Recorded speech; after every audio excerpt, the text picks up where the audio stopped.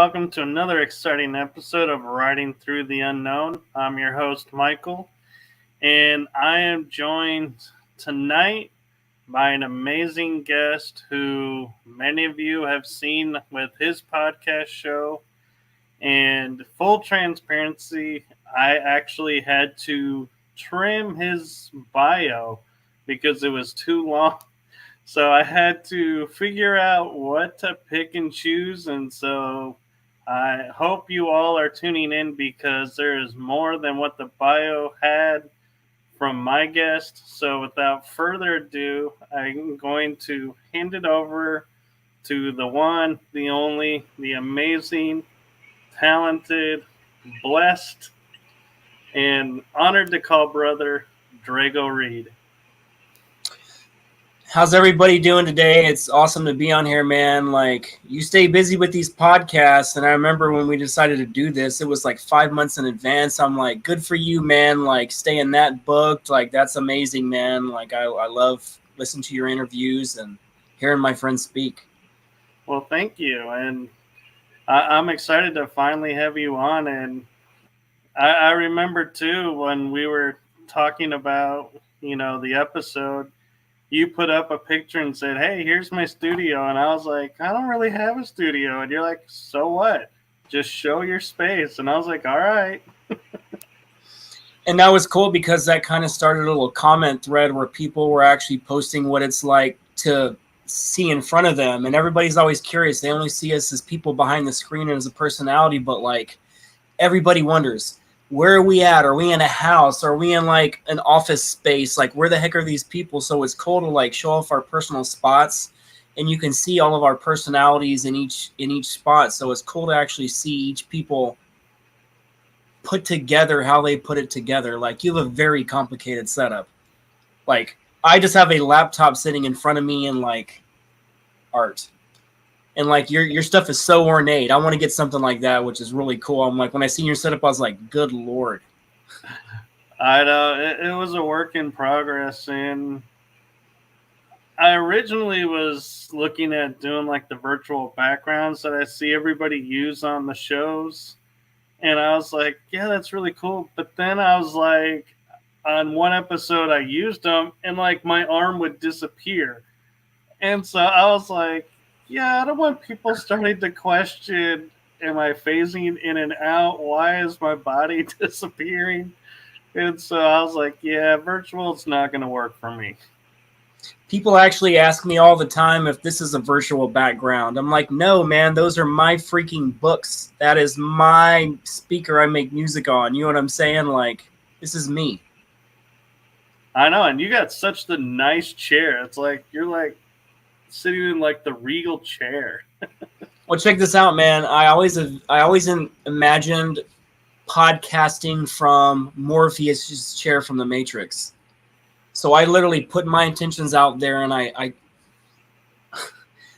found the chair within 2 weeks on Facebook Marketplace. This chair looks almost like the chair that Neo and Matrix sat in. So I always wanted to deliver the red pill from the red chair. That is awesome. In the land of the real, like Morpheus says. So I'm like, there's nothing cooler than having like the Matrix chair talking around the world, man. I agree. That is quite a chair to be in and to live up to, and you do. I try, man. I study really hard 7 days a week. I never take a day off learning or writing my books or creating my presentations or like.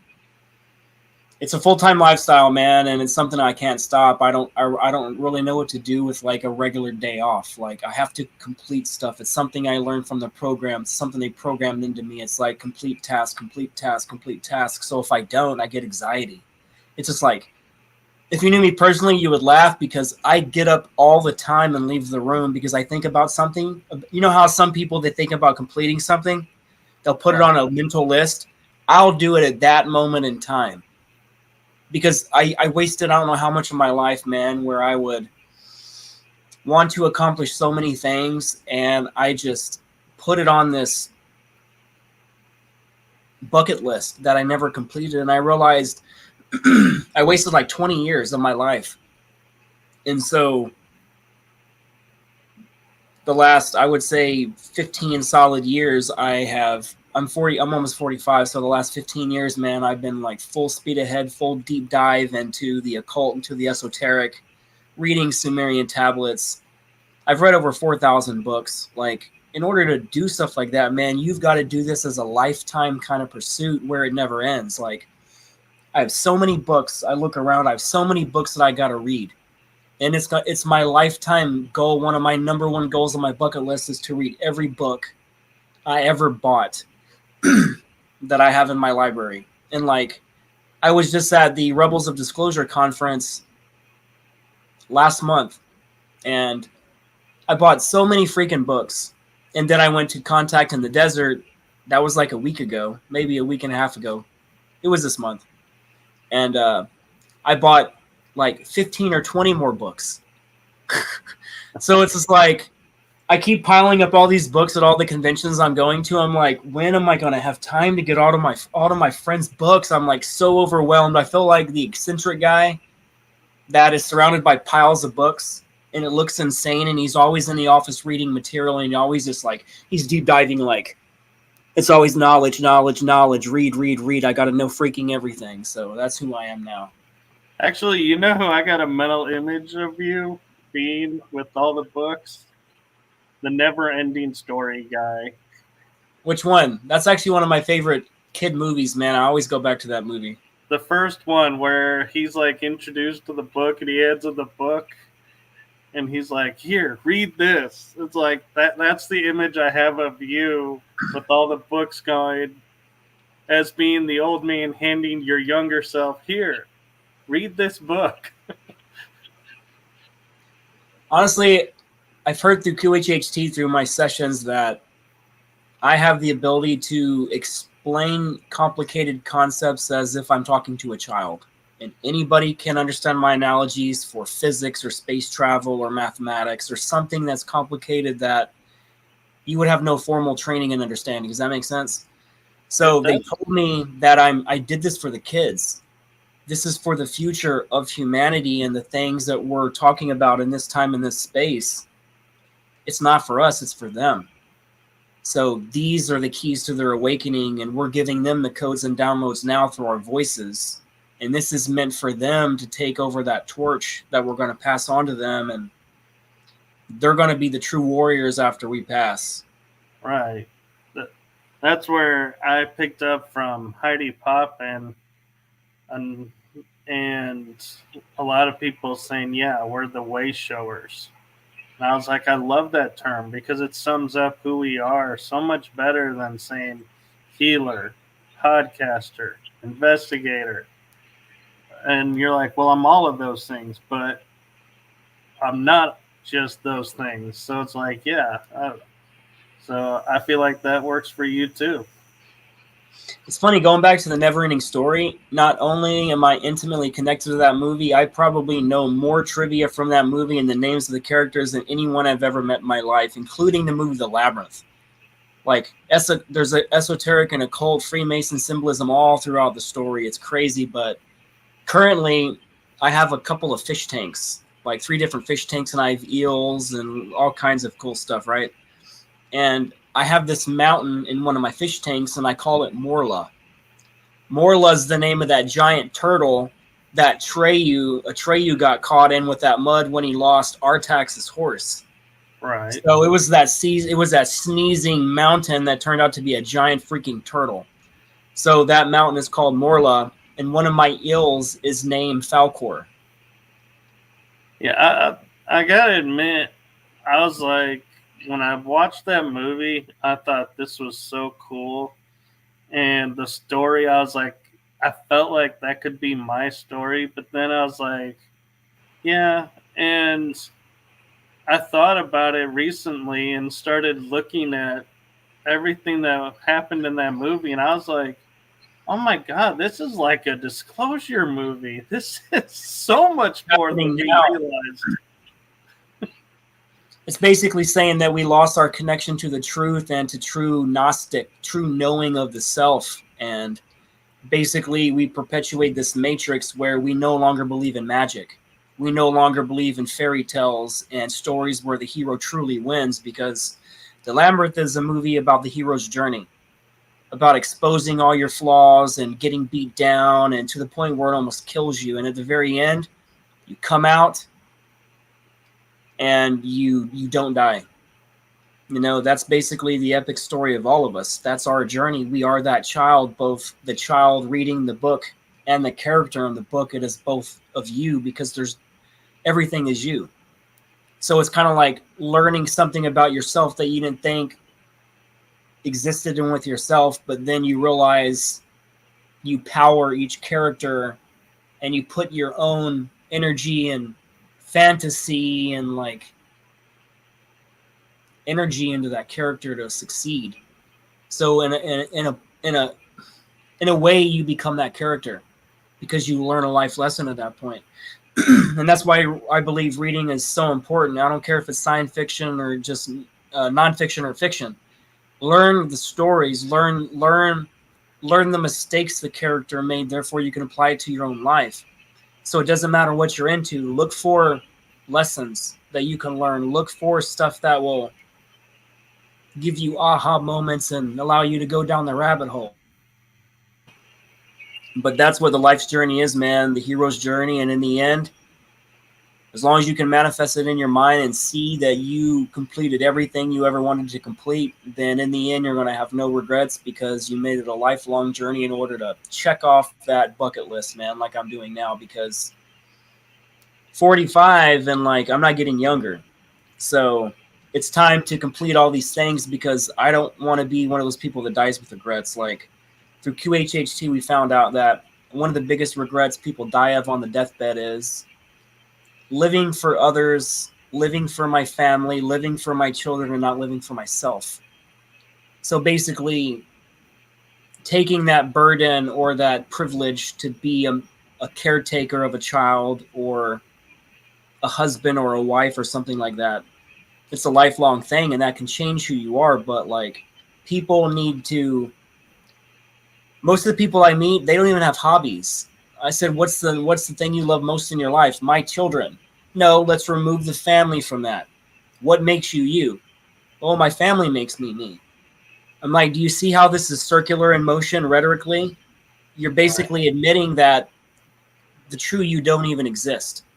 You are a product of nothing. You probably don't have long-term goals, and if you did, you probably convinced yourself you're never going to complete them, because maybe you can't afford it, or maybe because you're overwhelmed with being a parent, or like working 80 hours a week in a job you think that basically owns you, man. Like, you're the problem for your own problems. You know, most of the people, anybody in this audience that has a reoccurring hip, ankle, or knee problems, this is a reminder from your spirit that you're messing up. And you're going to know it, because if you think about it, every time you have that injury in one of those three places, and odds are if it's reoccurring, then it's a reminder over and over. And if you mess up, you only get so many chances. You might lose that body part. It might fail one day and you got to get an artificial limb, because that's the only way spirit can truly communicate with the physical body in this matrix. So it can only communicate through emotions, through mathematics, like numerology, and also through the physical body. That's what we found out with Dolores Cannon's method, quantum healing hypnosis technique. So a lot of these random pains are not random. If you understand that this is a holographic matrix, it's not random. Everything you experience is part of a hologram, part of a matrix. So every person you come across, every pain you get, that is a reminder. If you're around a certain type of person all the time and you can't stand that type of person, that's an internal battle that will keep playing out throughout time, lifetime after lifetime, until you stand up to that type of person, because odds are it's a power dichotomy. You know, overpowering, submissive. And it's kind of like the abused wife, where the husband beats her, but she never truly leaves and walks away. And she perpetuates it by staying in the marriage or staying in a relationship, thinking she can't go nowhere because maybe she might not have money. She might not have family. There's always excuses. And if you think about anyone who's ever left their behind like me, I like left their life behind. I left my life dyslexia, traumatic brain injury. When I left my life behind, it sounds like a name of a country song. When I left in 2015 from Texas, I had to let it all go, man. All the relationships, all my friends, all my businesses, all my success, all the money, because I realized one day I wasn't happy. And then I saw myself 10 years from now, owning the same businesses, having the same habits, more race cars, more expensive race cars. That's who I was in Texas. Constant building custom cars, custom motorcycles, and like, I was also a motorcycle stunner for a long time on a motorcycle stunt team called Suicide Lifestyles in Fort Worth, Texas. And that team was known for making the original VHS tapes that went around before the internet, where people would buy these VHS tapes, and it was all these stunners. And they came from our team, and we had a super famous stunner on our team, man, and he would always stunt in just like his shorts. Never broke a body, never broke a bone. It's like this guy was so cocky, it was like he was Superman. Like he never went down. It was just like, to watch that level of skill, man, it was inspiring, man. But I had to give all that up. I had that traumatic bike crash in 2005, which kind of changed the trajectory of my life, and it kind of awakened me and like gave me all kinds of abilities, gave me all kinds of like deficits. But it allowed me to give me a forced awakening where I kickstarted a lot of memories that happened throughout my childhood that I never truly lost. Like my childhood memories, I tell people I have around 20 to 25 memories. Those are like childhood memories. That has nothing to do with being in the programs. I have a lot of memories of that stuff. I don't include that. I'm talking about the civilian life of Drago as a child. You know what I'm saying? Right. Somehow a lot of that's just gone. But the more QHHT I did, the more I would get memories of what happened in the programs, how I was involved with the secret space program, how I went through MK Ultra, just like, and it kind of vindicated. I always mix those words up. It vindicated me because hearing all these speakers come out since like 2016, like Corey Good and all these other people that kind of followed his lead, it allowed me to believe I wasn't crazy. Because like you couldn't openly talk about these realms to the public. And every time I tried to do that over the years, even amongst my friends, I would just give them pebbles and they would just look at me like I'm crazy. Because no one was really truly talking about this stuff mainstream. Like it was more esoteric in nature, only known by few, and it was definitely a cult. It was hidden from the public because no one knew it existed. Right. So like, yeah, and I mean, it's hard for people to realize, like, simple things like I would draw pictures of a mountain with a military base inside of it, but there were no doors. And everyone would just say, oh, that's just your imagination. Or, oh, you must have seen that in a movie. I'm like, what movie has that? And so, and I've got that so many times. Yeah, so it's like we program ourselves through society to go, yeah, we're just making this up. And so we dismiss a lot of things. And it's until, like you're saying, people started coming forward and you're like, wait a minute, they're having similar experiences like I had, maybe, just maybe, and then it's like it starts the cycle of, oh, so this is what I was doing.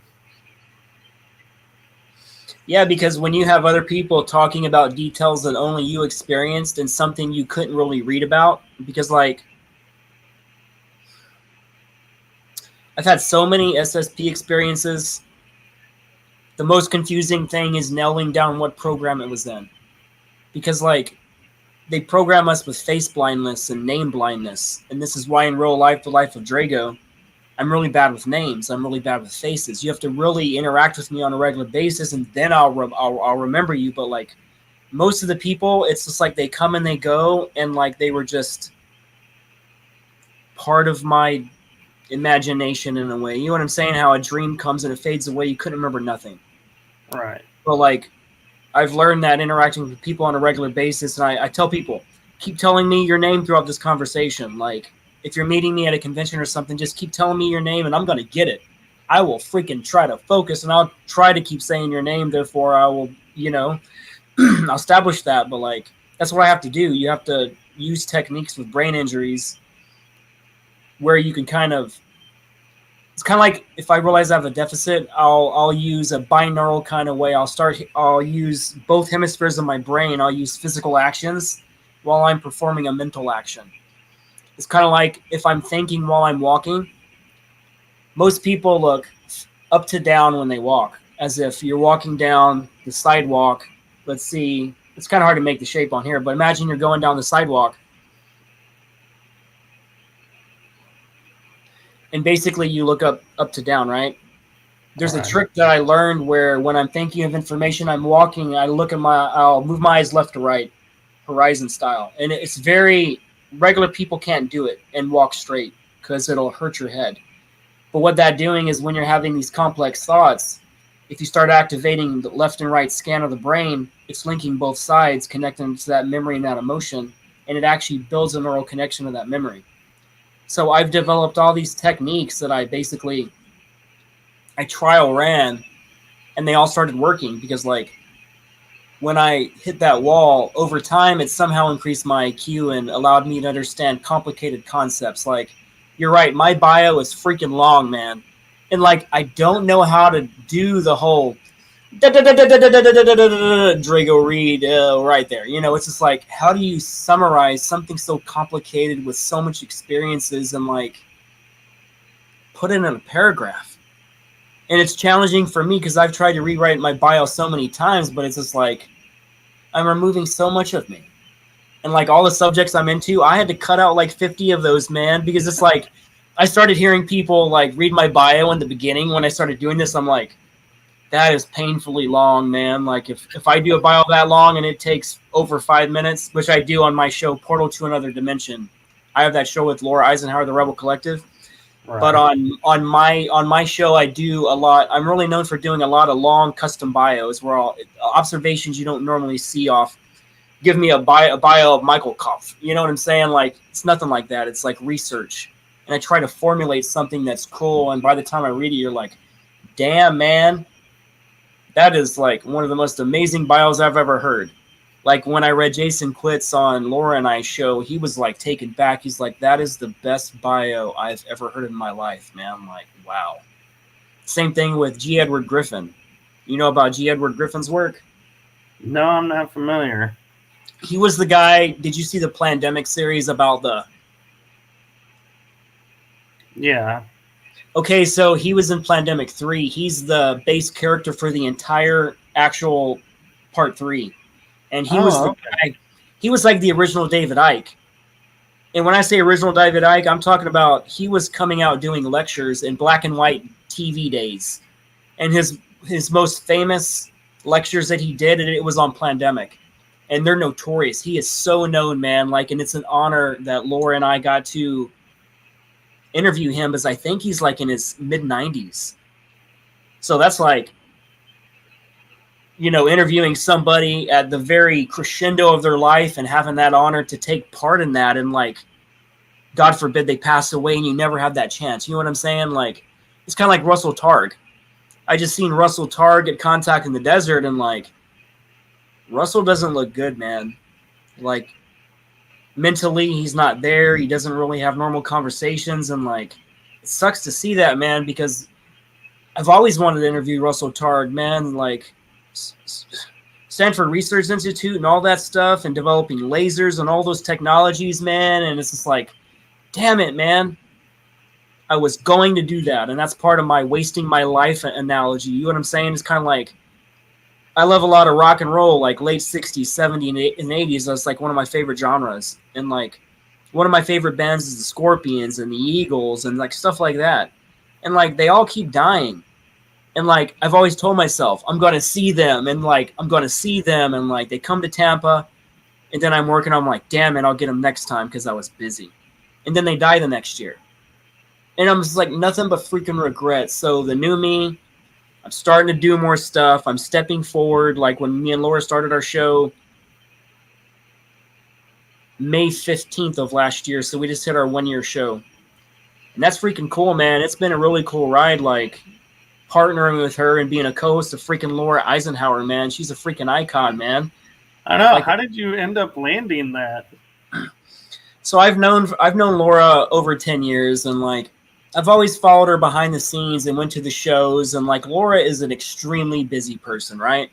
So if you ever interact with Laura, don't do the average chit chat with her. Say something profound, say something memorable. Just go into like the woo woo or like the left field, like me. If you meet me in real life, don't small talk me, because I'm allergic. I'm not compatible. My mind is not compatible with small-minded chit-chat. You know what I'm saying? It's hard to like.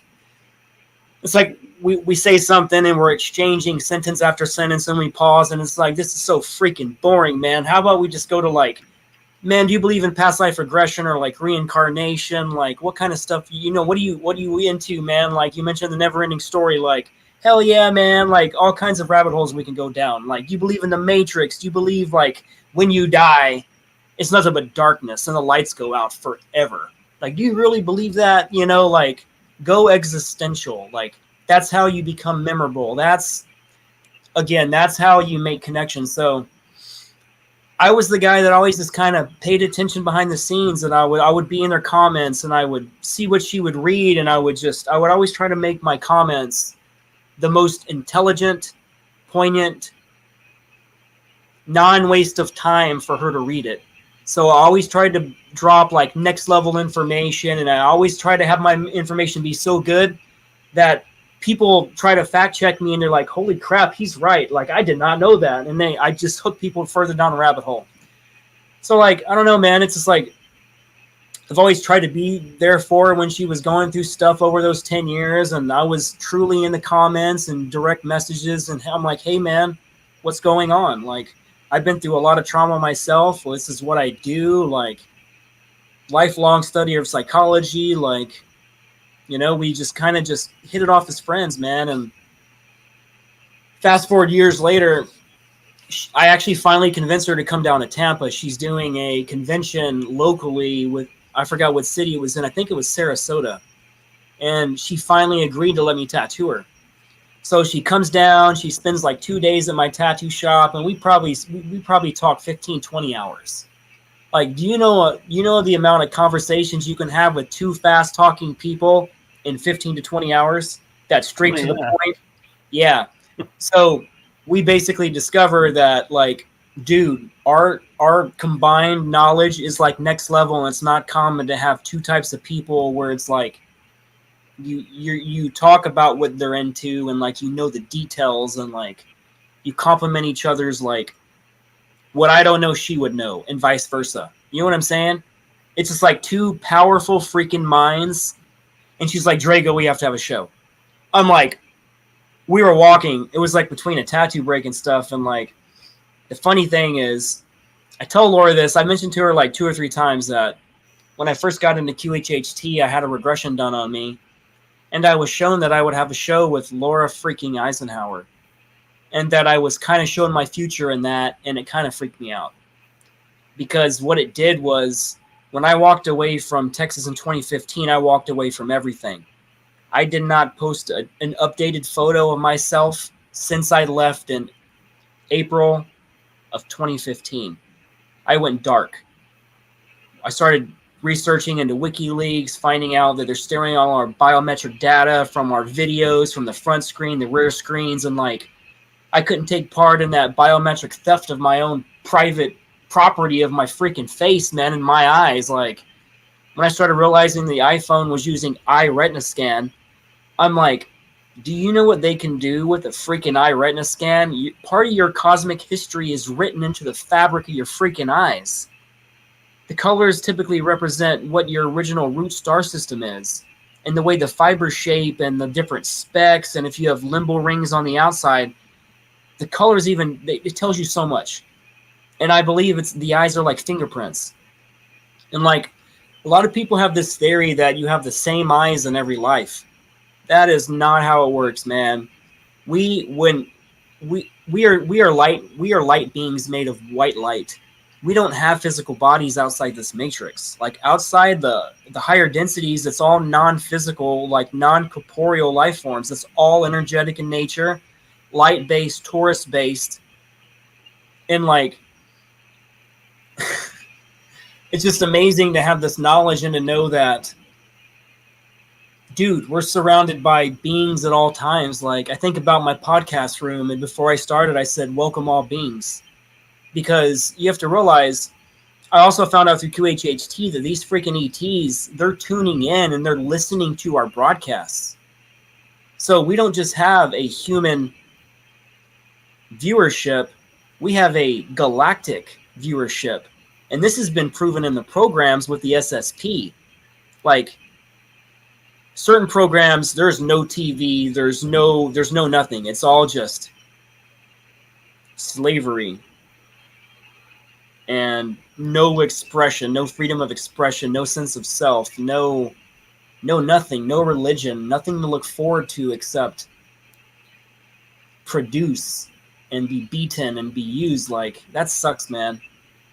But like these beings, man, they're tuning in from so many different places. It's a freaking honor to take place. Like it's a freaking honor. Like remember the photo I posted? It says live on air. I have this neon that's sitting on my glass sliding door in my library, which is my podcast room. And it literally says live on air. And no one sees it but me. But I was told in QHHT, they told me the moment I put live on air, even though I don't physically start the interview yet, that's the moment they start listening. So I always do it for them. I say, welcome all beings. I look around. Like I can't imagine how many orbs are around me right now. Like just my spirit family and the different facets of their existences, and they're around all of us. Like the beings in your room now, like we're surrounded at all times. And like it sucks to be a programmed human where you think that you're just insignificant and there's nothing in space and like we're the only planet in the freaking everything that has life on it. Like, are you serious, man? If you think the entire freaking cosmos full of more planets than there are grains of sand on this planet and all planets in the known galaxy, there's more life and more planets. You are naive. Wake up. Stop judging. Stop being so dogmatic with your beliefs. Like, if you're a die-hard Christian and you don't believe in reincarnation, go back further. Read the Pistis Sophia. Was written it was written before the Bible. That was the Gnostic version. It showed what Jesus really taught. It shows that Jesus taught reincarnation. And the Council of Nicaea in 325 removed it. Emperor Constantine, Yahweh/Enlil, the Anunnaki, same guy. Basically, they had Jesus crucified for basically speaking out. And in the Pistis Sophia, it says, Yahweh, you are not the true God. You are just a man. You are a being that can die. So you have Jesus calling out his alleged father in the Bible saying, you are not my father. So go figure, connect those dots. And then you go back even further, read the Atrahasis, the Epic of Gilgamesh. Like, you start reading these Sumerian epics and realize that the Bible is a summary form of all these ancient tablets in like Sumeria. And that they're a combination of like the Tibetan Book of the Dead, the Egyptian Book of the Dead. I think it's spell 116 of the Egyptian Book of the Dead is one of the tenets of Christianity.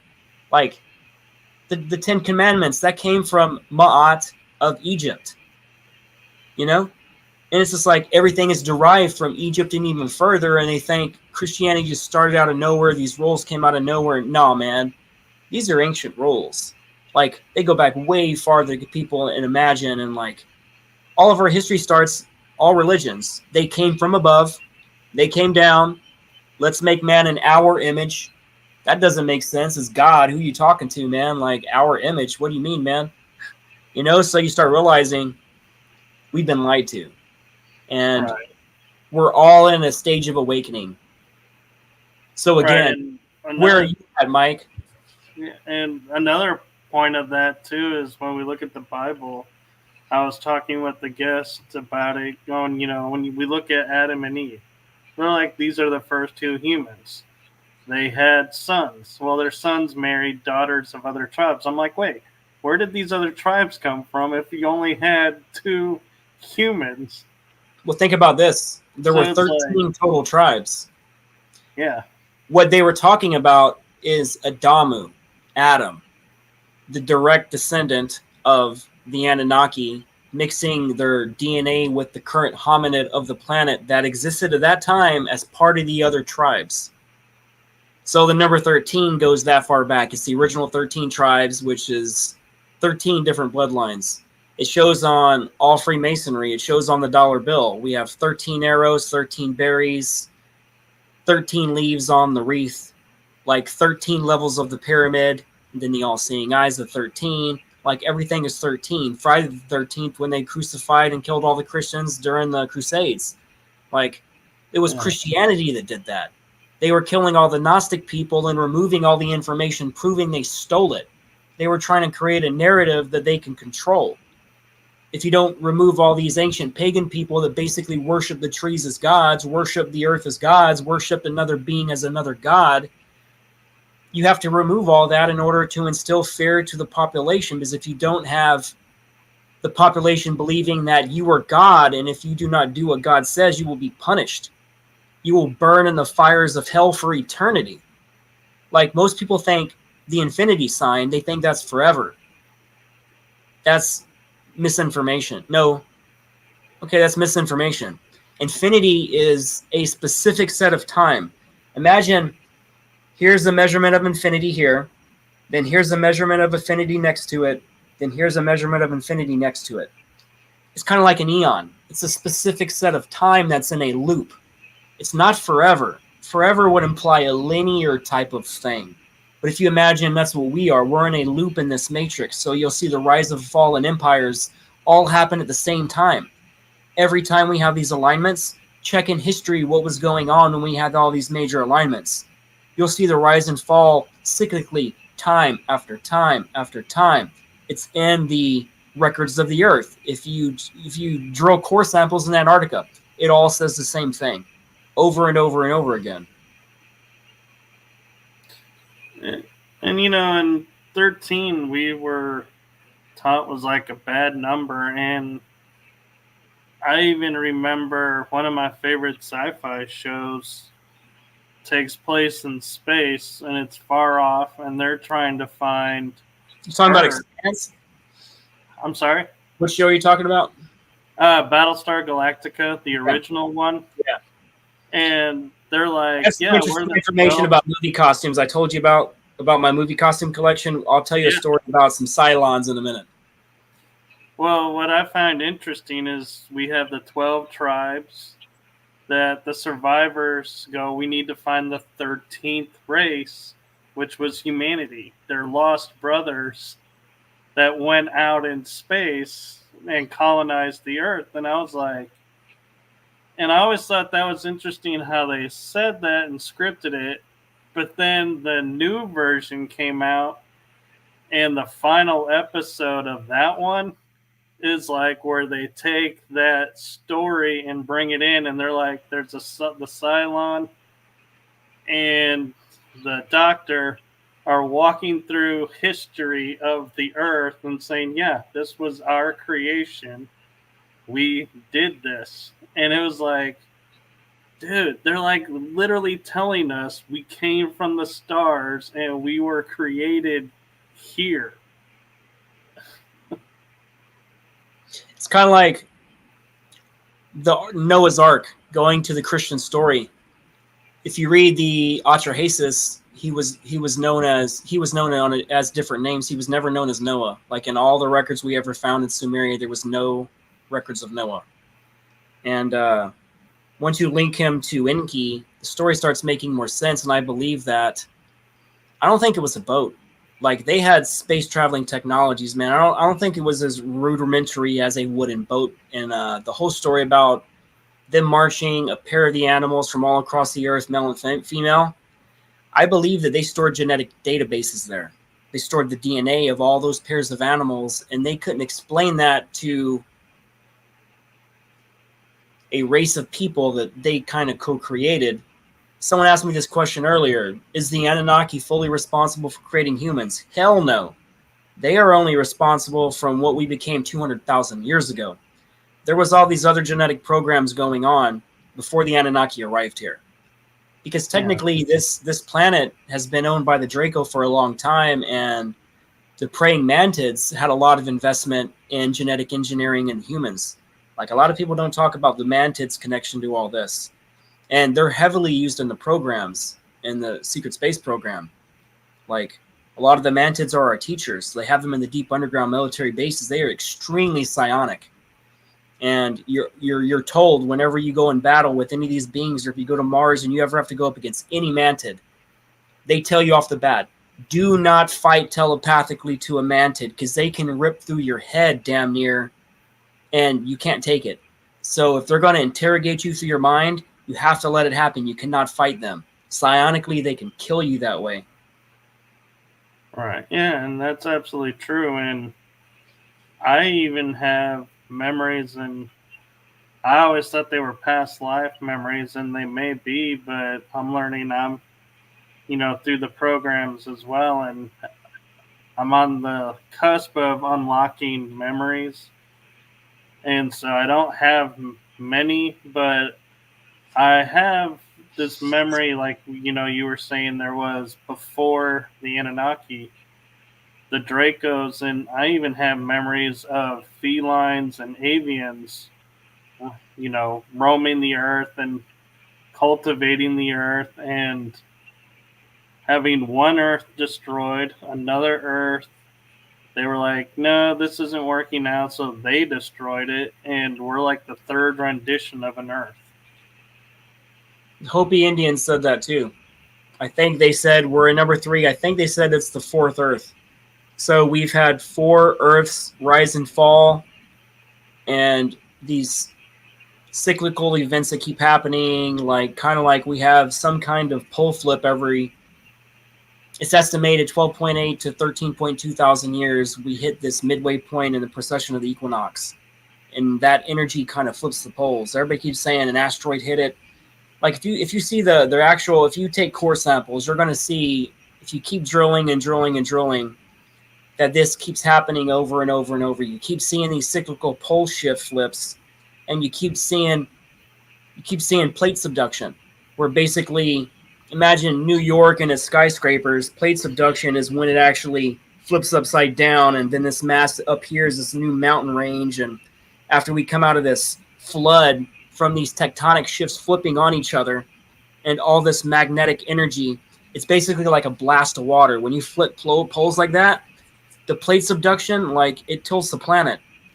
So when you tilt the planet, that water has to start going somewhere en masse. So I don't believe that Yahweh sent the flood. I believe they knew it was coming. They've been here long enough to have mapped the stars, because remember, they designed astronomy and astrology, writing, poetry, acting, language. It was all created with the Anunnaki. But keep in mind, millions of years ago, there was still genetic programs going on this planet. And we had this super planet that exploded, right? The Maldek Tiamat planet that's located between Mars and Jupiter. When that planet exploded, Mars was a moon of that big ASS planet. And so was Ceres. They were 2 moons of Tiamat. Now it's called the asteroid belt. And Ceres, where Tony Rodriguez served, he served between Jupiter and Mars in the asteroid belt, and that's where Ceres colony is. Right in the center of that, man. It's not very far away, so that's so cool, man. It is, and it's interesting, like, you talk about how Tiamat was like the largest planet. Now Jupiter's the largest planet. And I always find it interesting to watch NASA and what they're doing, because as we started talking about the legends of the 13th planet coming into the solar system, or not the 13th, the 10th planet coming into the solar system, what does NASA do? Oh, we're knocking a planet off the list. So now we have 8 planets. So when the 10th planet arrives, nope, that's the number 9. So we're still waiting for the 10th planet. I'm like, when I saw that, I was like, I don't think it works that way, guys.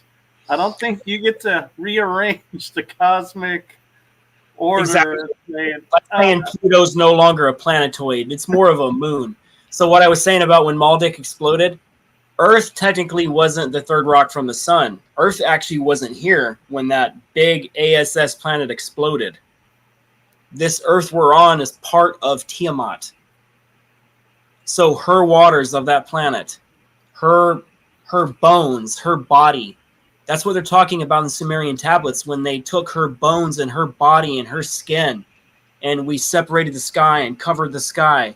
Like, you got to realize, man, this planet's directly connected to what happens. So the soul that is inhabited in this planet, the consciousness, the singular consciousness of this planet, it's holding the memories of what happened and how it exploded.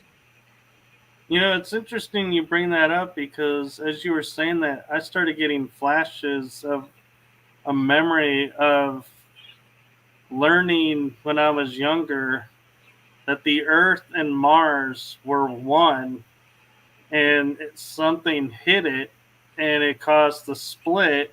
And when the Earth got hit again, they said, oh, that's where the moon came from. And I was like, I don't think that's exactly how that works, but it's interesting how you're saying the waters of Tiamat came to the Earth. And I'm like, yeah, that explains why Mars's water is over here and how that developed. And the two planets are almost so alike. And we always have this desire of when we go into space, everyone's like, let's go to Mars. We got to go to Mars. It's like we feel like, yeah, it's our second home.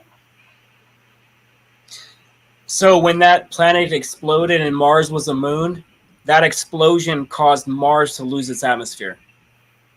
And most of the planet died damn near instantly because at that point when you lose your atmosphere, a lot of different things happens cataclysmically. You have electrical shifts. You have all kinds of stuff just open up because they didn't just crack a hole in their ozone layer. Like, you have to realize a lot of these moons, somehow they've set them up where they have atmospheres. So when this Maldek planet existed, it had its own atmosphere. These other planetoids, a lot of them have atmospheres because they produce. It's kind of like before the Anunnaki arrived, after the planet exploded. It's estimated that the moon arrived around 450,000 years ago out of nowhere. And the reason why they say that is because in the core samples, they see before around 450,000 years ago, it was mostly tropical around the entire planet, which means there was only one temperature all throughout the planet. And then suddenly the moon comes, it has a tidal lock onto the core of the planet, which is not solid. We've been lied to. In the programs, we know that there's an internal sun inside all the planets, and it's part of the torus field. Everybody knows that the Earth is a torus. You can't have a solid core in the center of a torus. It's not possible. I believe it's kind of like the emanating portal for this planet. Does that make sense?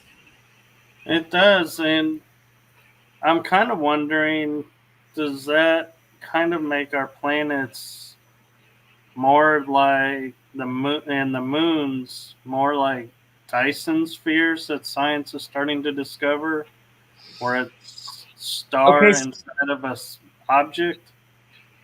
Okay, so what they described the moon in the different Sumerian tablets. They basically said it was a hollowed out planetoid that was retrofitted, and it was kind of like an arc, like an actual arc. So every moon, every planet in the cosmos spins. That's how it works. It spins. The moon, our moon, is the only moon that is known that does not spin by itself, and then it rotates fixed around a planetoid. That lets you know there's technology involved, because it's not possible according to our model of physics. It's not possible. If they were to move the moon 500 more miles away, it would start affecting our magnetic field. It can cause all kinds of changes on this planet. They are literally in the exact spot. I mean, that moon's like 2,160 miles around. Like, Each age of the zodiac is 2,160 years, part of the precession of the equinox. So think about the mathematics involved to create a planetoid that you encode that geometry in exact miles. And then you build pyramids where you code that geometry in the pyramids as well. Like the coordinates of the pyramids is the speed of light. They were telling us how to leave the planet. That's one of the biggest Freemasonry teachings is secret to space travel. Okay, and that kind of makes sense too, because as we're spinning and moving, I remember, and you probably seen it too, where you could look up in the sky and there'd be a straight line, and you would say to somebody, "What is that?" And they go, "Oh, that's the Milky Way galaxy."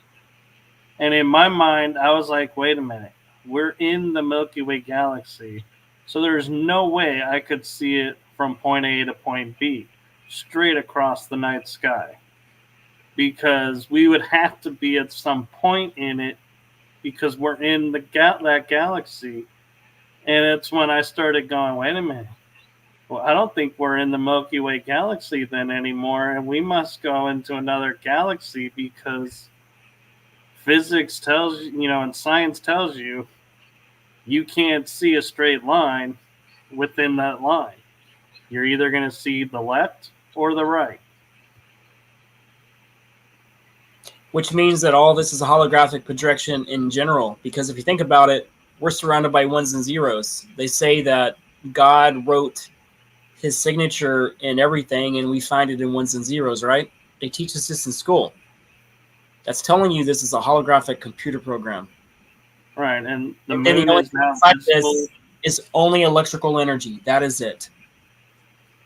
Yeah, and I find proof of the Matrix too in the fact that, talking about the moon, I have strong memories of going through school, elementary school, and they were like, the moon rises at night and the sun sets, and then how you know it's daytime is the moon disappears and sets and the sun is up.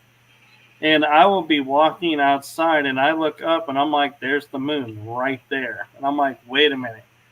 How can the moon be up in its daytime, middle afternoon? That's a tricky question, because I think there's a Mandela effect going around where I don't remember seeing the moon throughout my childhood either, and I remember you had to see it only in the nighttime. And then suddenly I realized one day, I'm like, I don't remember being able to see the moon growing up. I thought you can only see it at night. So the fact that we can see it in the daytime, it's either a Mandela effect or we're on a completely different timeline, and that's the Mandela effect, and no one's ever physically said that. Like, no one's ever even mentioned it before. But that's the kind of stuff I study, these variations in the Matrix, because the timeline I'm from, this is not my timeline. All these Mandela effects here, and I feel like I'm in the land of the movie Idiocracy. I feel like we're dumbing down and we're not fighting against the government anymore, and we're all drinking the fluoride, and we're all just layering on the freaking nacho cheese of dissociation, and like we distract ourselves with entertainment, and that's all we do, and we realize we're just missing life. Like, if I ever had to raise kids, I would not raise them on a tablet.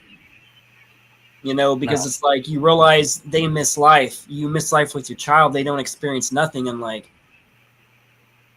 unfortunately, all my kids were taken away from me in the programs. And I'm recalling this with my memories now, and I got to actually meet my trauma twin, and I uncovered a lot of information that connected a lot of dots. And to have all your kids stolen in a singular lifetime, that freaking sucks, man. And like, I always knew as an adult that I couldn't have a child, even though I wanted a child so bad, because I knew if I had a child, they always told me they would abduct that child and put it in the programs. So it's kind of like, I would love to be a parent, but then they've always promised to abduct my child even again. So it's like, it freaking sucks. It It's so does. depressing an idea. I even forgot what we were talking about because that's freaking depressing to remember. Oh yeah, tablets. I would raise my kids on experience. I would teach them life skills. I would teach them what YouTube is. And no, not distraction YouTube. How to YouTube. How to build an IKEA shelf. How to replace an alternator. How to. YouTube is the new college. And smart people use it as a learning tool. Anything I want to learn to build, I go to YouTube. It freaking shows me step by step and even tells you the problems that you're going to run into from the dumb shits that actually did all the problems. You're like, you know what? I'm glad he made that mistake because at step 13, I'm going to jack all that up and I was going to do it just like he did. I was going to remove that part like I thought he was doing and then it caused all the problems. Yeah. Treat it as a college, man. You know? Yeah, and my other favorite with YouTube is they're like, yeah, so when you do it, you do this motion. And you're like, okay, so hold on, let me get the object into that. And then they flip it. They're like, yeah, because it's easier. And you're like, why didn't you start that way? Why am I going and flipping when you could have just said, yeah, set it this way because you can grip it better and open it this way. And it's like, yeah, and like we have shower filters and you have to turn it a certain way. And if you turn it the wrong way, it makes it tighter. And so it's like you got to really fight it and you can't really use tools. You got to use muscle. And it's like, I'm always watching to the right where they're opening and going, okay, it's this way, and I got to turn it. And it's like, I'm like, oh, there it is. Got it. That was reminding me, I think we've gone through such a moment of de-evolution as a humanity that we have trouble even reading IKEA directions. Like even those directions are confusing, and that's what the world has become has turned into. Because remember how you used to buy furniture and bicycles and like they came assembled. You didn't have to build all this crap yourself. And it's just like, when did products become you build it? Like, didn't I pay you all that expensive money to build this? Yeah. Like, why are you skipping the build process and charging 3 times as much it would be as if it was built?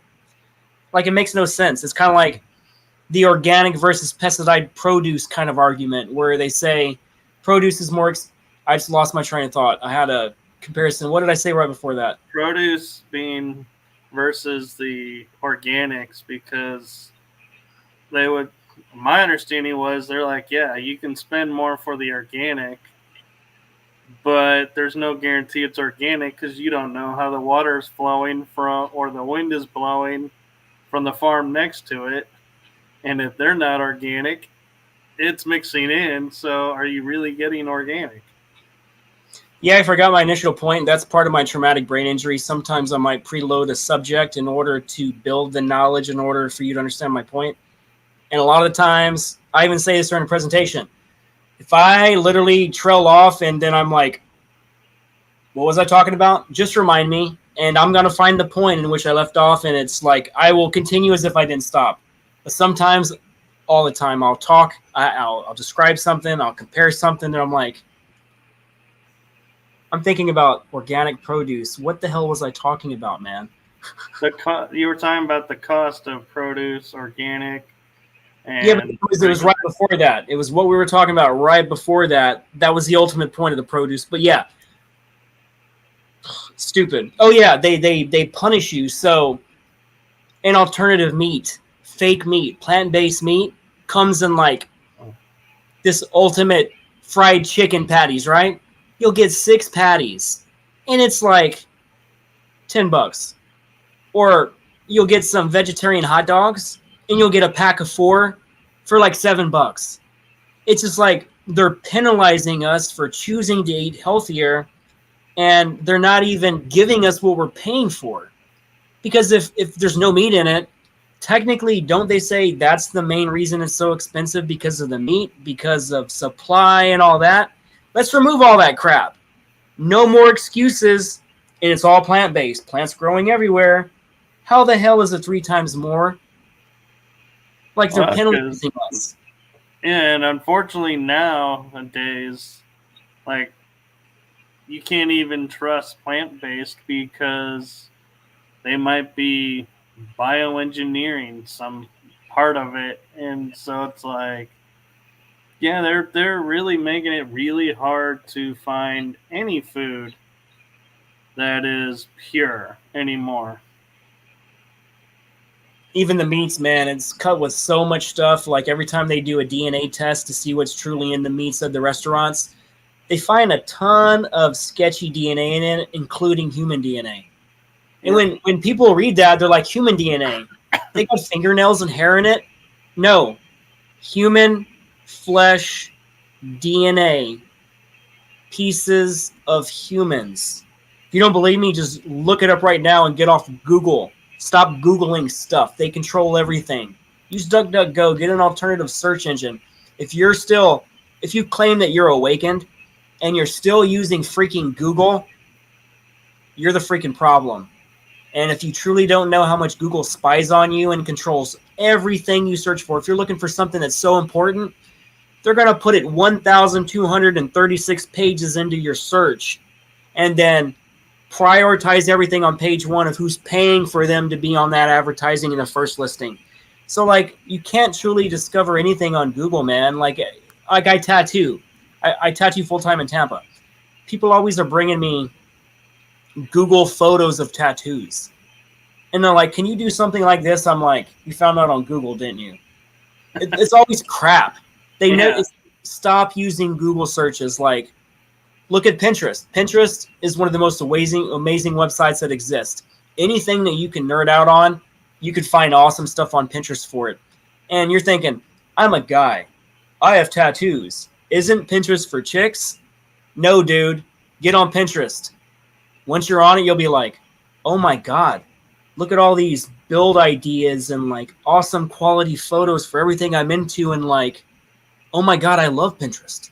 And I can like create stuff and folders and like how to build custom stuff folders. Like everything's there. You can find the most amazing tattoo photos and reference art just on freaking Pinterest. So get off Google. That's my point. Stop using Google. Yeah. I'm not on Google, but I wasn't on Pinterest either. But I'll definitely look into that.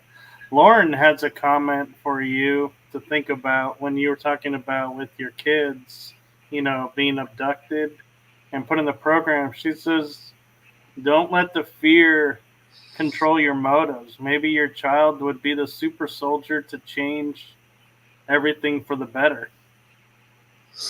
Yeah, I know, but just realize that if they're put in those programs, they are raped every day. They are beaten to death it is horrible. every day. They are mind fractured and destroyed till the core person is gone, until they come out of a cocoon, just like they say in Monarch programming, MK Ultra. They beat you to a pulp where you no longer have identity, you no longer who you are, and whatever comes out of the cocoon is the product of the programming. That's why they chose the Monarch butterfly. They found out that the Monarch butterfly passes its memories to its offspring. So the MK Ultra programmers, they realized humans are like that. They actually go after certain genetic lines that have dissociation, schizophrenia, stuff like that, trauma built into the bloodline. And those are the most programmable people. And that's why we incarnate into these lives. We have to choose very specific bloodlines. Like, I always thought that when I came here that I was abducted by the government, and it's always been against my will. It took me later on in my life to get into QHHT to realize I signed up to go through the most traumatic programs on this planet before I got here in order to uncover this, in order to bring this information back, because this matrix, this planet got so out of control, so enslaved, so overtly, that different factions have been coming down throughout time to try to restabilize this stuff. And it basically caused all these Mandela effects, because when the secret space program was created, they discovered time travel. And when they discovered time travel, they started messing stuff up big time. Like, it's not just we're going to space and discovering, we're going back in time to kill people. People that were like dictators, or people that would be like Nikola Tesla. Like, we go back and they're changing history, and they did it so many times. All these Mandela effects started happening, and people argue. Nelson Mandela died. I watched him, and Nelson Mandela lived, and he became president of Africa. Where I'm from, Nelson Mandela became president of Africa. I'm not saying a country in Africa. I'm saying like president of Africa, because he inspired everybody, and it was almost like, it's kind of like Putin. He's been president for a long time. He's I guess they're past the electoral process. It's kind of like if Trump won, if he actually won again and he became our president for this next term, which would technically be his third term, I believe everything that got messed up so bad, Trump would lock himself in as almost a lifetime president of the United States, because people don't want all this stuff that's happening with the World Economic Forum and how they are overtly trying to tell us they're going to take away all of our property. We're all going to basically live in these 15-minute cities. We're all going to be happy. Yeah, we're going to be happy because they are going to be programming us to be happy. They are going to give us so many chemicals. It's going to be in our water. It's going to be everywhere, like in the movie Equilibrium. And it's almost like you got to stop taking the pills just to wake up. But that's where we're headed, man. And like, this is why we're here to uncover all this. It got out of control, and these ETs are coming down. They're risking their lives. They're crashing their ships so people will wake up. I just did a CE5 contact this weekend at St. Pete Beach at Treasure Island with a group of around 30 people. And we seen like 15 or 20 ships in the sky, and everybody saw them. Everybody. I have photos, videos. People were using green lasers, and I was teaching people how to actually bring them in and how to have them respond, how to cause them to flash their lights, and to show them that they're conscious. These are conscious beings. They're not just people in spaceships. Like most crafts, you don't see them light up. You know, they're using a type of technology where it bends light. So you're not going to see them. It's kind of like the technology in the programs with like TR3Bs. They're basically bending light. So it can be right there in front of you in the sky and you can't even see it. And they can bend light so good that they can even project themselves as an airplane. They can turn themselves into a helicopter. It's all projection. It's not actually shape-shifting. It's projecting itself to look like that to us because they're manipulating the frequencies of light. Right. And going back to like, you know, how memories, you know, like are bleeding in and, you know, all these effects that are happening to us. I find myself when I'm driving, and I don't know about you, but when I start to like, if I'm on a trip long enough or if I'm on a routine trip, I'll kind of zone a little bit to where I'm driving, but I'm like thinking about other stuff while driving. And I'll watch my hand and like, it'll be like this on the gear shift. And when I want to accelerate, I'll tilt it forward.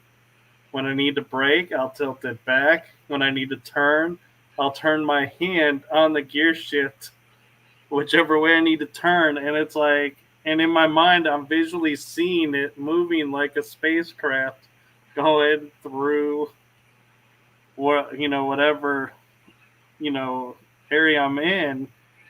But it always amazes me how, as much as I'm doing that, the vehicle stays within the lane unless I'm literally changing lanes, and I'm not weaving all over. It's like the car will stay straight, but my mind is picturing it going these different ways. That's because you were in an altered state. Science proved that humans go into an altered state within 60 seconds. You turn on a TV program. Why do you think they call it a program? I've got to watch my programs because I'm being programmed. Think about it that way. I just lost my train of thought again. What were we talking about? I was talking about being oh, yeah, so you were into alpha. So science proves that within 60 seconds, the human brain goes from beta to alpha. So when you're driving and you feel that spaceship stuff, everything else is kind of disappearing. You might lose all the landmarks, and you say, how did I not crash my car? I'm like 3 cities away from where I remember I was last time. What the hell? You snap into it, you're like, whoa, how am I here? It's like we're going into altered states all day long, and that's what you find out when you're really good at something, when you're really passionate about something. We were talking earlier about how people never truly find their passion. That means that is torture. They stay in beta all day long. That means the conversation we're having now. Like you're aware of the sounds in the room, the sounds outside of the room, the distractions, the clicks, the sounds, the blowing of the AC. Like that's beta. We go through most of our life in beta, where we truly don't pay attention. Well, I can't say we spend most of our life. I believe we spend most of our life in daydreams. And daydreams is alpha. You go to some made-up world in your mind or a scenario, and you snap out of it, and then 13 minutes went by in 1 minute. You're like, wow. Because there's no perception of time. And earlier you mentioned you think you're in the programs in like a past life. Understand there's no true past lives technically don't exist. All of your lives you're living right now simultaneously. All of them. So we only say past because we think time is linear from point A to point B, which that would mean that the amount of time I go from here to here, it's measured in a unit of time. So right now I'm in Egypt in the Temple of Edfu as a bloodline-born priest, as a record keeper. I'm there right now. Right now, I am fighting in the Orion Wars. Right now, I'm an Alpha Draconian general on the bad guy side. You know what I'm saying? Like, these are my experiences in my past lives. I'm also Andromedan right now. So what I've done with a lot of these lives is I've incarnated on both sides to take the totality of the duality to understand light and dark. Because if you only live light lives, you truly will never understand the antithesis of total energy of light and dark, the male and female, masculine and feminine, left and right. So in these other lives, we're male, we're female. There's no such thing as you having a ton of incarnations and you're only a male in every one. That's not possible. Yeah. They would not let that happen because you have to evolve as a being. You have to be the grandmother, then you have to be the grandchild. You play the mother, you play the child back and forth. So you experience everything in everyone. So like, I'm not always white in my lives. I've been black in other incarnations. So we're not a product of our past and our history and slavery that links us genetically to only one color. We are not that. We do not just incarnate, like again, the eye analogy where we don't have the same eyes. We don't have the same stature and height. All of it changes. We're extraterrestrials. We're shown life as grass, as the wind, as kittens, as a tree, as an alien, as Michael and Drago now. Everything is us, and we are all. So you really can't evolve unless you experience both sides of duality. Right, and that makes sense because, like, in the summertime, I will go and I'll kind of stand and just kind of move, like walking wise, a little small bit in water in the pools because right now in this life, if I put my ears underwater for too long, they fill up with wax and I have to do a lot of candles to get the wax out of there so I can hear and everything's not muffled. And so it's like I make the conscious choice. Okay, I'm not putting my head underwater so I can keep my hearing as perfect as it is right now. But at the same token, like lately, I started finding myself moving the water like Tai Chi style. And I'd make a motion like this, and I'd look at the water, and it's like for like a split second, it looks like it's perfectly smooth like a tabletop, but there's all these little movements within it, but they're not generating waves. And I'm like, that's interesting. Then I'll make another movement, and I'm like, okay, it's not as smooth. But at the same token, I've seen to where if I really push my arm, mostly under the water with my hand I can move like leaves and debris that's coming, change its course. But if I go just gently, they'll actually come towards me faster. So I notice how the water is reacting to what I'm doing. And I also start to wonder, is it, am I becoming so to where I'm absorbing everything around me, not realizing it, that I'm creating like what science would call a black hole in this moment? Because why all of a sudden is everything flowing towards me in the water, not the people, just what's floating in the water when I'm making movements away from me? Because in that moment, you truly believed in the flow of energy. And at that point, your creative consciousness connected to the quantum field, which is basically like, imagine it like a grid, like black and white grid, right? And if you understand, the space directly in front of your face is not empty. It's all connected, particle by particle, Planck unit by Planck unit. Imagine that they're all holding hands at all times, and that's what our body is. It's a bunch of particles holding hands, only pretending to be Drago. But I'm not solid. No particle is solid. Science says that everything is 99.99999999993 empty space. So that means nothing's physical. So think about that. So if you realize, if your hand's above the water and then the water is starting to react to you, water's conscious. And remember, you have that push of energy on the quantum field. You're creating like a gravity well. It's like a bend in time and space. You're pushing the fabric, even though you're not touching that water and there's space above the water in your hand. Your intention of believing in the magic, like the never-ending story. You didn't lose the magic. People who like move energy and it's like kata-like, we're feeling it in our body because we are literally moving these energies, and it's like martial arts. It's like you feel it in your body. And the water, since the water's consciousness, conscious water remembers everything. So not only are you interact with the quantum field, the water is the quantum field. You are the quantum field. So if you push on it and you truly believe, it truly reacts. And that's where you get into like metaphysics and like quantum mechanics, quantum physics, because it's proving that the science we're taught is a lie. And there's a classified science that they teach in the secret space program that is going outside of relativity. And I've always known since a kid that Einstein was wrong and that he got some parts of his equation wrong. I don't know how I knew that as a kid, and everybody would call me dumb. That's like, you're questioning Einstein. I'm like, it's not right. His relativity is wrong. It's an incomplete model. And we find out in the secret space program that it was an incomplete model. And that's why it's relative. Relativity, it's like, it's relative to position and in which consciousness reacts to the stimulus around it. So that's why time doesn't exist, because if you take 100 people that witness an event, every single person will experience that event in a different amount of time. And they say, it all happened in 3 minutes.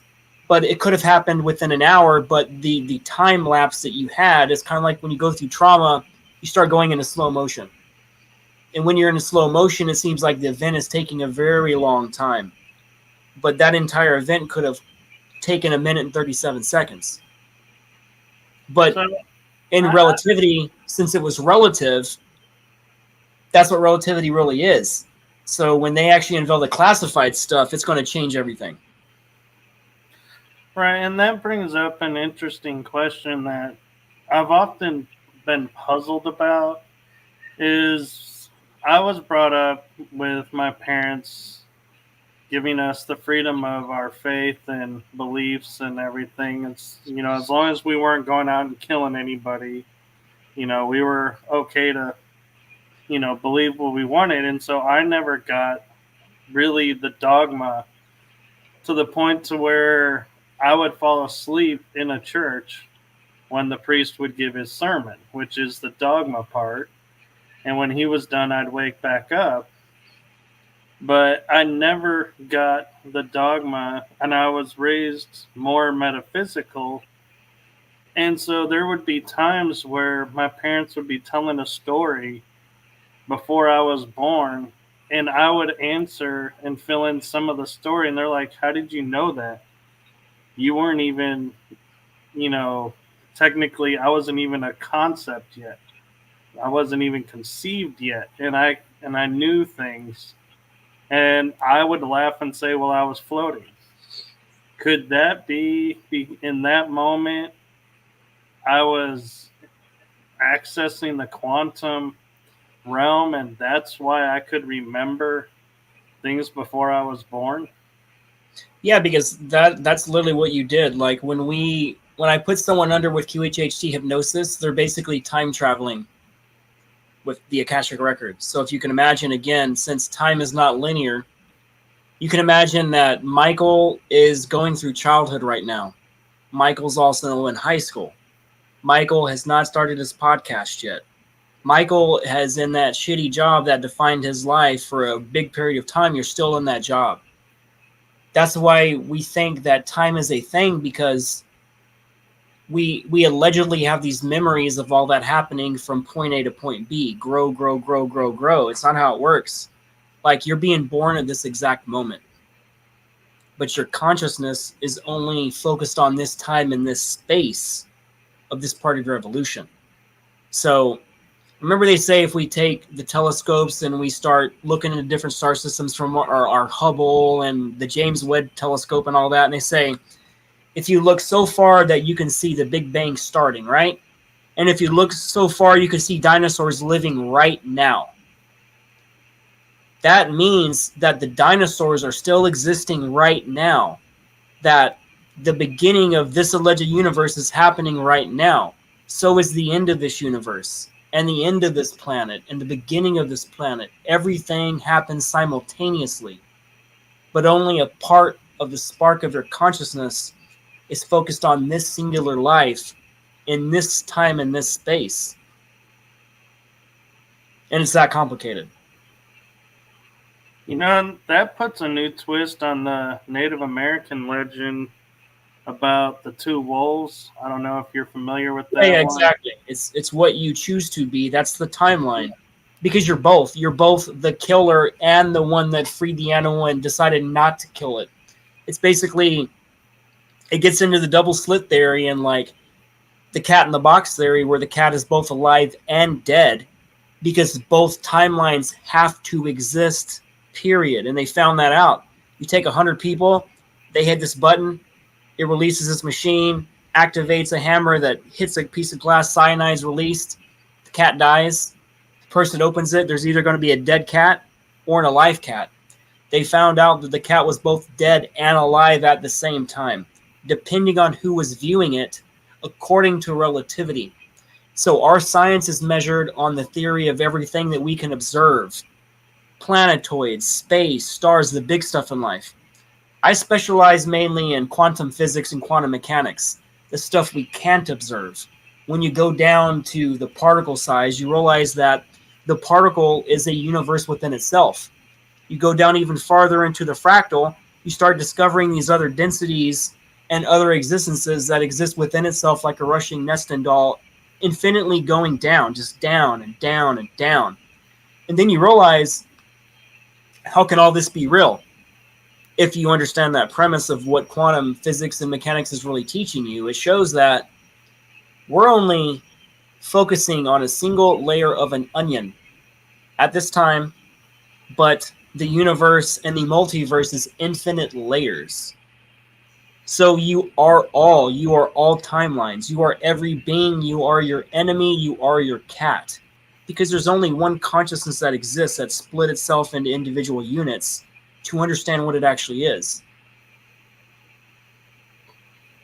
Yeah, and I had an experience growing up that I feel like it goes along with this and kind of is making sense of it. Is we had a bird growing up that was a pet, passed away, so we put it in a shoebox, buried it in our garden, and a few months later, we forgot that the bird was there, and we dug up the shoebox and we were like, what is this box? And we opened it up and there was absolutely nothing in it.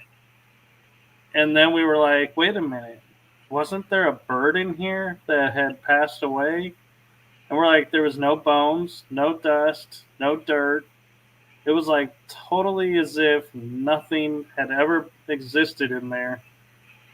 And I'm thinking now, as you're saying with the quantum time of everything, time is always in motion and not in a straight line, that It's a wave.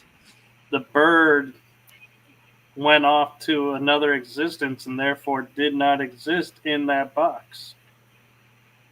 It was alive and dead at the same time. It was here and there at the same moment.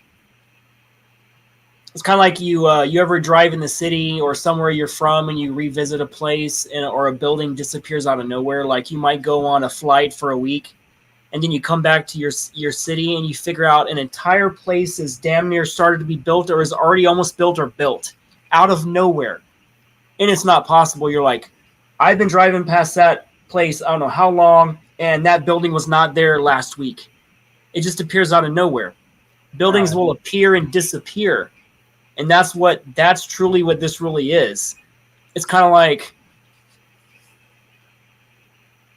you understand what the premise of a Matrix. So, like in the movie Star Wars, everybody knows that Luke said, "Luke, I am your father," right? In this timeline we're in, he never freaking said that. It says, "No, I am your father."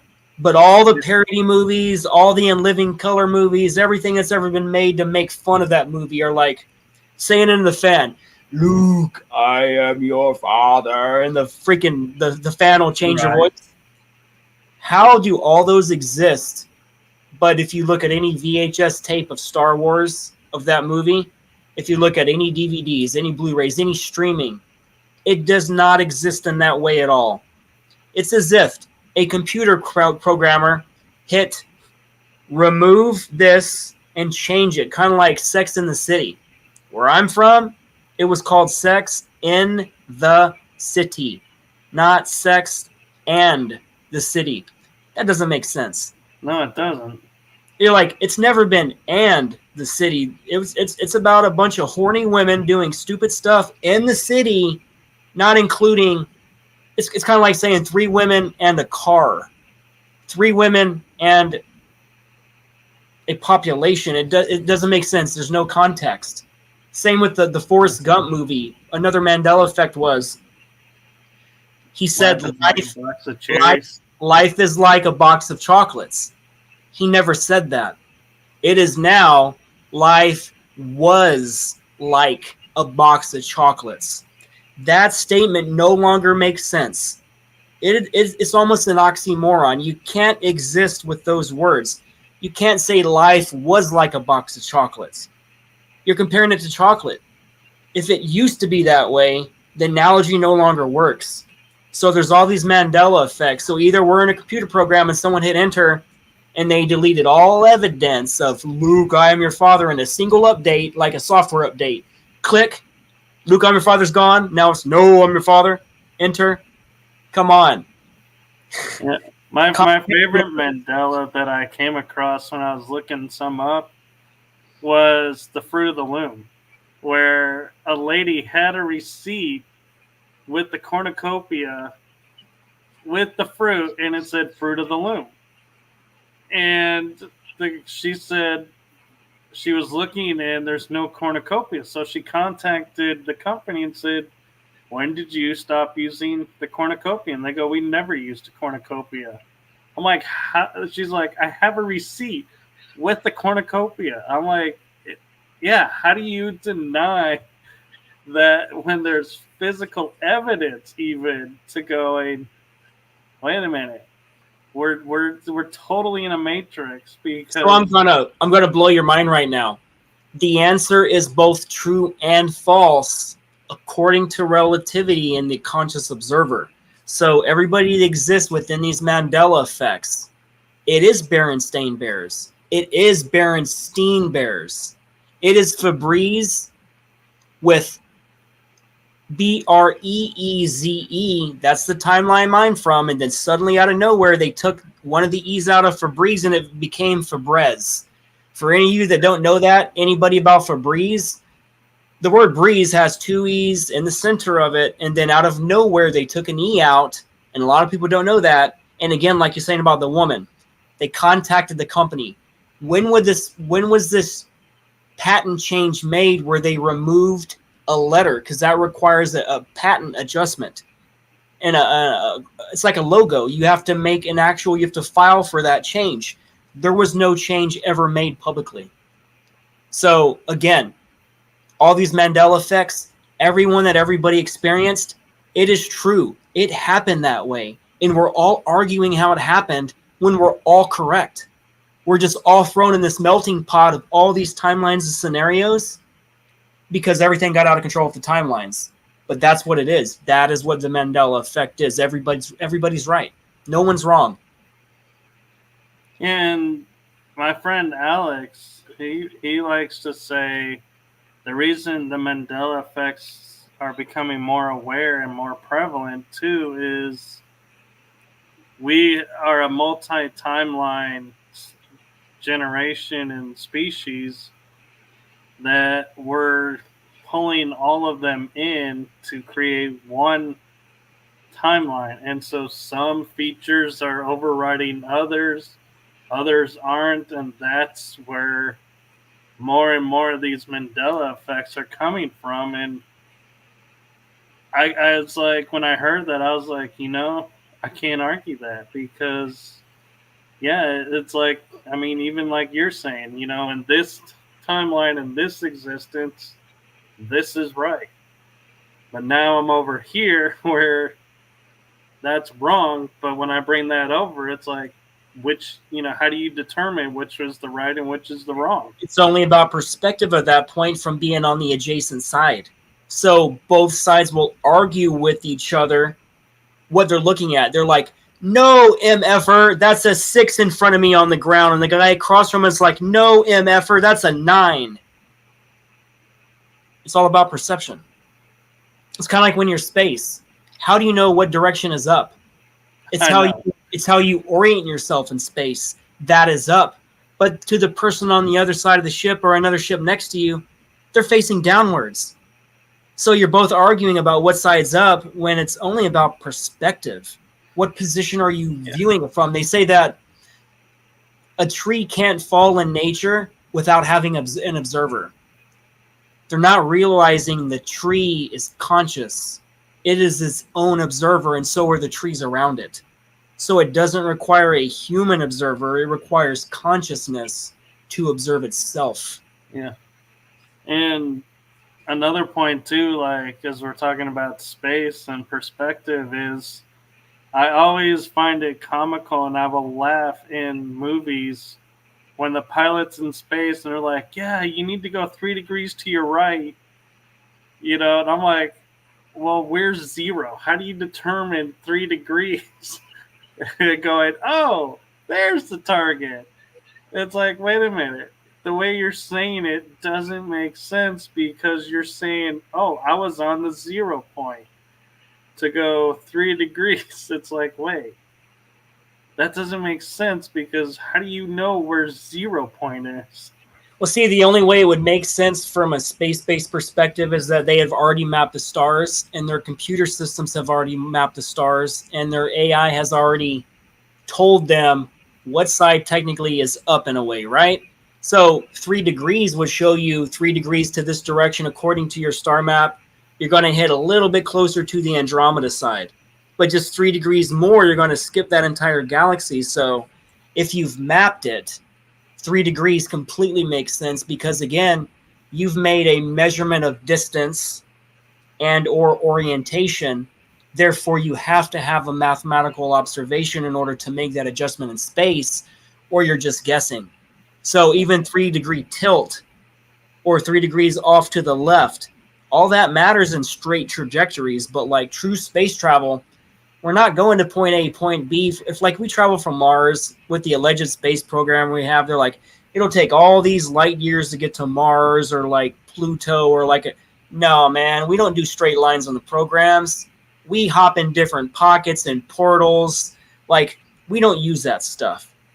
Rocket-powered science is antiquated for the slave race. Like, NASA is a circus for the population, and they truly don't do real space travel. It's a theatrical agency. That's why the word NASA in Hebrew means to deceive in Hebrew. You know, like even NASA, it was started in 1958 by the freaking Nazis, man. It was the Nazis' rockets from Werner von Braun, which was an SS top rank person. Everybody's like, oh, Werner von Braun, he was such a good guy, and Carol Rosin was his friend, and he did so much for the earth. And like, no, he got caught. World War II happened. Operation Paperclip happened. He was installed over here. We used his rocket program when he created the V2 rockets. He designed the first intercontinental ballistic missile. You can put a warhead on his missile, shoot it up into space, and hit any continent on the planet, and they would not even see it coming. The Nazis designed that. Amongst the a lot of Nazis other designed our Apollo program where we went to the moon. They designed all of our rockets. So like, there's a lot of history, like the public, that they truly don't know what's going on. And only people that's heard of Operation Paperclip or Operation High Jump really knows what the truth really is. Like, look how Laura Eisenhower is connected. Like, her great-grandfather was directly fighting these mechanisms and MJ-12 and like these agreements that were made during Truman's times and the extraterrestrials and the flyover the Capitol building in 1952 where the Germans were threatening us for like unconditional surrender, and it was captured on TV in black and white. Everybody thought it was aliens. It was the freaking Germans in reverse engineered craft threatening the United States. Like, there's so much the population doesn't know about, and like, you truly will never know unless you get off YouTube videos, man. Like, every time people, they like to fact check my Anunnaki knowledge. And every time I get fact checked, it's people that got their knowledge from freaking YouTube. You know what I'm saying? And it's always from a singular source. It's always from Sitchins. Every time. It's from the Book of Enki or something from Zachariah Sitchins wrote, man. I'm like, Zachariah Sitchins didn't read the freaking Sumerian tablets, man. Like, he wasn't the main author or the person that deciphered these tablets in the first place. It was people that was way older than him that already died. Like, I tell everybody about the Assyriologists Stephanie Dowley and George Smith. They're the ones that cracked the freaking codes of the Anunnaki, and it was Sitchins deriving their interpretations for stuff he couldn't figure out. So, like, there's so much on this planet we've got to learn, and, like, I can spend an entire lifetime in the pursuit of knowledge, and I won't even get 0.0000 times 100.1 the amount of information that can be actually absorbed into a human body or a light body. It's just not possible. We're surrounded by so much information. A single person can't house that information. It's not possible. Right. And that's the one thing that I thought, I don't know if you ever watched the Stargate SG-1 series, was when they downloaded the knowledge of the ancients, the body would start to fail because all the knowledge that's flowing through it and everything. And I always thought that was interesting how they would show it. And I've often wondered, is it because we don't utilize, as we're told we don't, the full aspect of our brain? Or is it truly our brain is designed to hold maybe, say, 1 trillion gigabytes of data, and that information was like 100 trillion? So it really was causing the brain to slowly shut everything down because its processor needed more energy.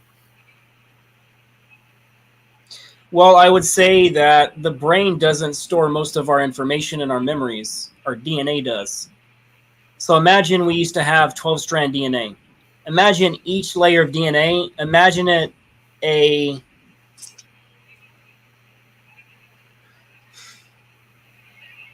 Imagine an average human body with our 2-strand DNA can hold, let's just say, a magic number of 100,000 gigabytes of information, or like 5 terabytes of information. It's way more than that, right? It goes into the petabytes, what can be held in a single gram of DNA. So all the information is stored physically in the DNA. So our memories and stuff, The brain's more of a processing plant, and it stores certain complex information in energetic memory.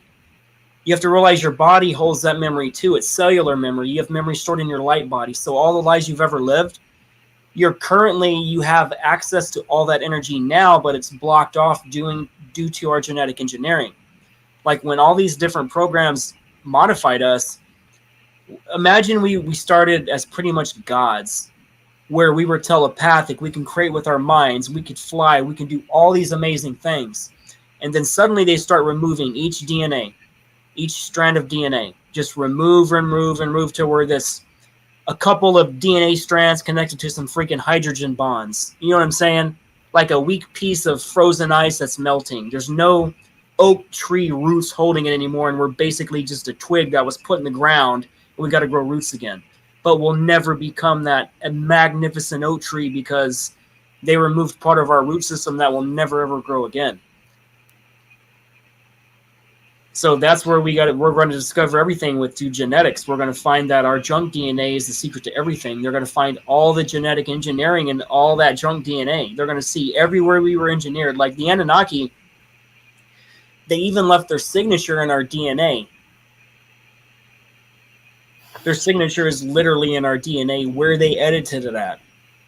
Like in chromosome number 2, where they put telomere caps, they put their signature of the DNA, of the cross. They put a cross as a signature in the DNA.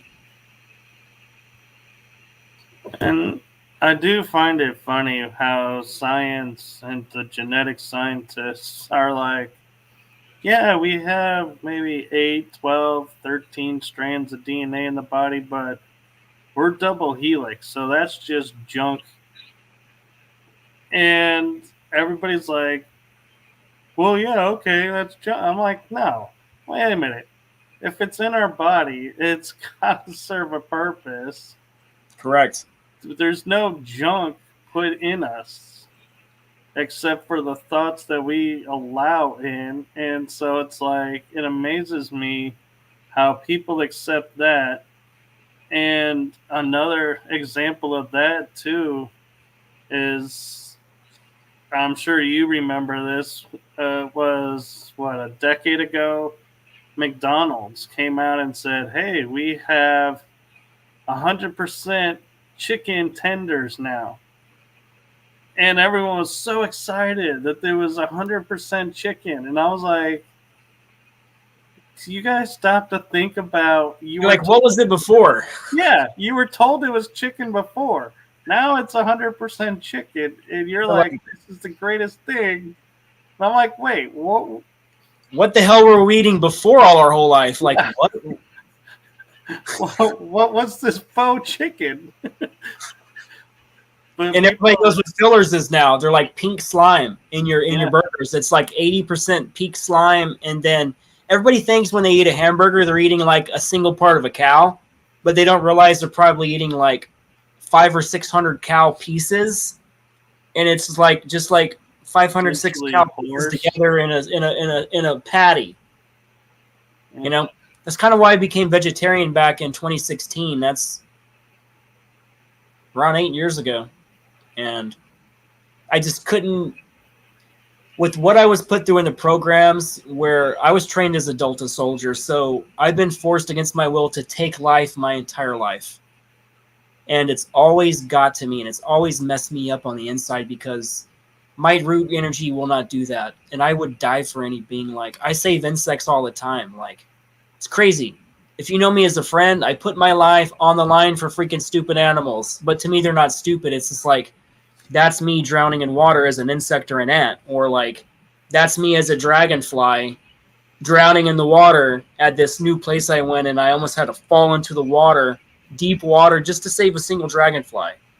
But I knew when I got to look into its eyes and I got to clean its wings off where it can fly again, we'll share a moment, and I knew I was the reason it gets to live another month. Like, these insects, their life are so short, man, that it reminds me of the genetic engineering where we lived to be 1,000 years old. Like in the Bible, they said Methuselah and everybody.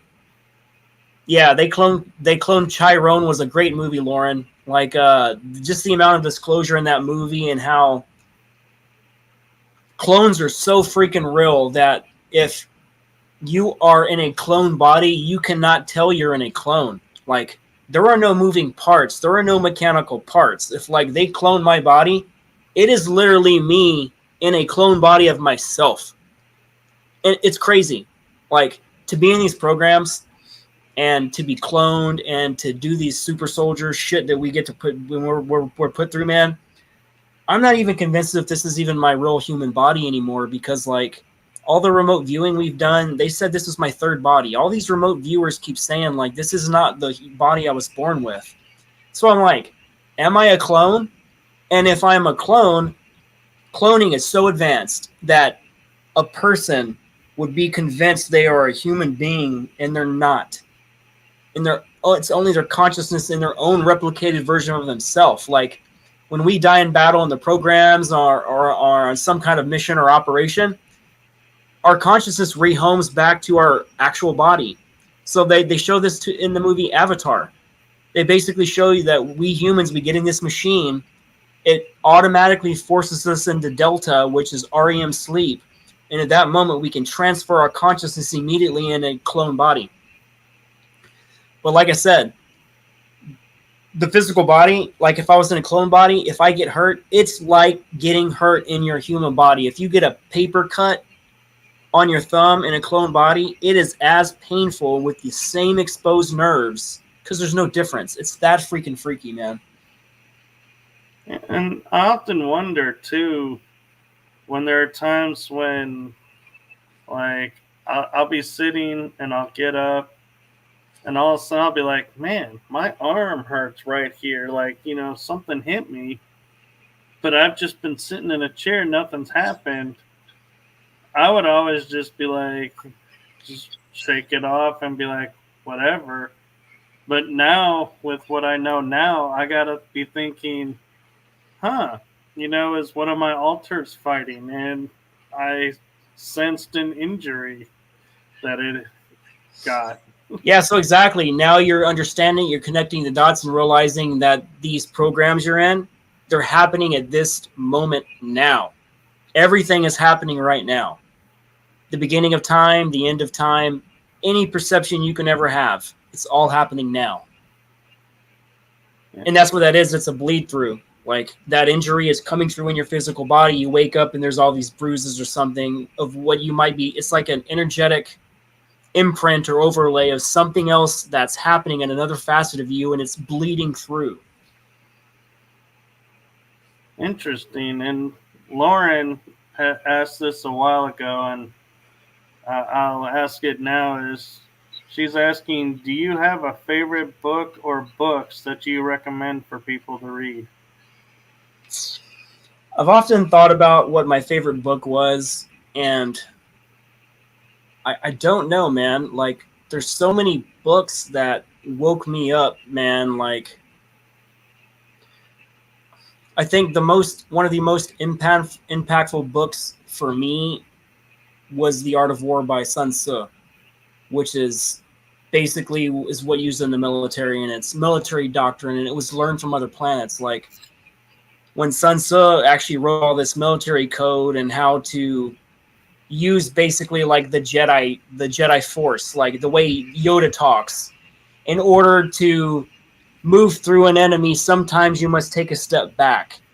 You know what I'm saying? You know, it shows all this inverted philosophy, and I'm a philosopher. So, like, when I talk on these shows, I speak a lot of philosophy through analogy. And I would say philosophy is one of the biggest parts of me, and that really sums up who I am. But, like, I would probably say The Art of War. Yeah, I would say The Art of War, and probably even Machiavelli's The Prince, because that was a blueprint for a lot of things too, especially in what we call the Dark and Renaissance age. Everybody in the families and bloodlines were reading that book, and that was like their guidebook. Like, philosophy was one of the general things they made all the bloodline learn, because those were the tactics to control everything. It shows you the psychological aspect and the physical aspect of control. It's like the art of power, the art of seduction, the law of everything. It's like there's an actual blueprint that is written in the tapestry of the universe, and it can be replicated. So like another favorite book would be Marcus Aurelius's Meditations. And like it's stuff like that. It makes me question my own life. I'll read a philosophy quote one time, and at that moment I'll read that quote and it'll apply to my life, and it'll change the way I view life from that point on.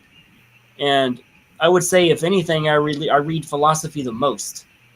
And that's why I always go existential into the left field, because it's like you can't truly describe what creation is without using philosophy, because you can't use the left brain model to basically summarize something that you think is real, because I believe it's cocky to say that you know the truth of everything, or that you have all the answers, or like when people make predictions. Oh, this is going to happen. I'm channeling. This is going to happen in 2026, and all this is going to... People treat these people as cults, like they're cult leaders, these freaking channelers. And like they always make these freaking predictions, and there's certain channelers that I don't approve of. I'm not going to say their names. And they basically charge like $15,000 just to speak at a show. $10,000 speaker fee. And it's like, you're such a freaking fraud. Like, you know, it's just like, how can you be such a being of light and you literally have a following so large that you're only doing this for the money? Like, shame on you, man. Like, that this is what's wrong with the world. And there's other people, they're acting as emissaries for like entire star lineages, and like they say if you question their narrative, not only you're wrong, they publicly attack you. You know what I'm saying? It's just like, my answers are truth and you're delusional. So if you try to challenge that narrative, it gets nasty. And those are the people you got to watch out for, because the ones that will fight to the death to prove to you they are right, they are disinformation, or they are delusional, or they are 100% prophesying what will happen word for word. And until those prophecies happen exactly the way they say, on those dates and those times, will I start believing you're channeling. But almost everybody who's a channeler that made predictions, nothing's ever came true. Mass arrests never happened.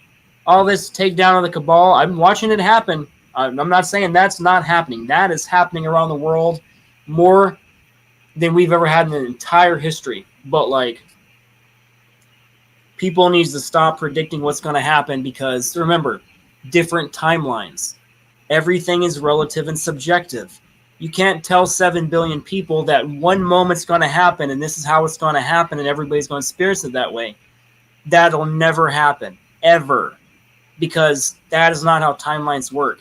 It's what you signed up to experience. So in the end, if the cataclysm comes, if Judgment Day happens, if China invades the United States, and basically it turns into that movie that Obama produced on Netflix where the barge crashes in, and then everything that happened in the movie happens in real life, like predictive programming. Everybody signed up to experience what they signed up to experience. Most of every people that's going to die, they already chose how they're going to die in advance before they freaking incarnated in their body. It's not random. So if you can understand, when your parent dies, when your child dies, they made agreements to die at that time to teach a lesson. It could be karmically linked. It could be that you have a propensity to never let go. You understand? You have to understand we're more than our physical bodies, and when we die in this physical body, we're existing everywhere else simultaneously. We never die. Death is only an abstract thought that was programmed into us. We will always live. We never die. So if you know that, start living your life, man. Start acting like you're just dying. You know, experience life for once. Right. And the other thing too, when I hear people do predictions, I will sit there and think to myself, you have now altered that prediction because you put it out there And now people's reaction to it are going to change the impact or the event. And not only that, but it's like, you know, I remember watching the news when we would go to war as a kid. And the news anchors are like, yeah, we're on the front here in this city, and tomorrow we're going to be going here. And I'm like, why are we telegraphing how we're going to fight this war publicly? Because are we so naive that we're like, oh, yeah, the enemy's not going to watch this news station. They'll never know. And it's like, and that, you know, and when we were, you know, you brought up Trump, and one of the things that I thought was interesting of Trump was whenever he did something, it was already done, and then he told you. He wasn't telegraphing it out like all the other presidents did in the past. And so I was like, I noticed that, and I was like, there's a change. Things are changing. So you do understand that if something as big as Trump wins again, or they say that he lost the election again, when you know damn well that he won, you're not going to want to install a president for 4 years just to have the cabal take over that spot 4 years from now and install Hillary Clinton again. You think the United States would allow that to happen? So when people claim that Trump could be a lifelong president, I believe that certain things can happen, and this is probably that moment, because if you think about it, what happens if the World Economic Forum takes over the world in the United States? We're done. Yeah, we're pretty much extinct. So if you're worried about taking over the cabal and shutting them down and arresting them every 4 years, it'll never end. You know what I'm saying? So something's going to have to happen where we stop being a democracy, because democracy is from France. Why are we using a French judicial system? And in France, you're guilty until proven innocent. That's how America is. We're using a French government system with the law connected to Britain. Like, all attorneys are British accredited registered, means they are bar certified. The moment you are bar certified, you have to now register as a foreign agent to the United States by law as part of the Foreign Agent Registration Act, which means you no longer have jurisdiction to do anything inside the United States except for within the physical city limits of Washington, D.C., of the District of Columbia, because everything located outside of the District of Columbia, they don't technically have jurisdiction. It's fake jurisdiction. Yeah. And that's why they have the Uniform Commercial Code that runs on top of the Constitution, but the Uniform Commercial Code, which is all the laws and statutes that they use to enforce policy enforcement, police, crimes. The Supreme Court already ruled that any law, any statute, because remember, a statute is only a legal, it's a recommendation, it's not a law. Does that make sense? They say any statute that is written that is contrary to the Constitution is null and void on its face the day it was created.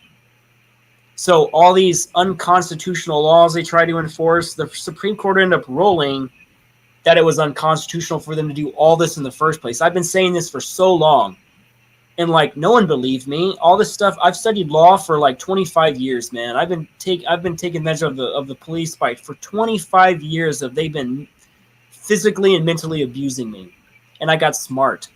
I got really smart with law, to the point where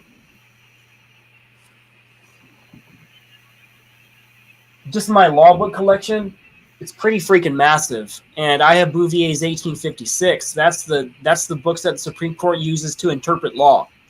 And then from Bouvier's law, you have Black's law and all the different editions where they basically changed the definition of all law terms for the layman, where you can no longer interpret law because you're using definitions so far removed from the actual source that is unchangeable. Bouvier's 1856, it lists all the legal definitions of everything.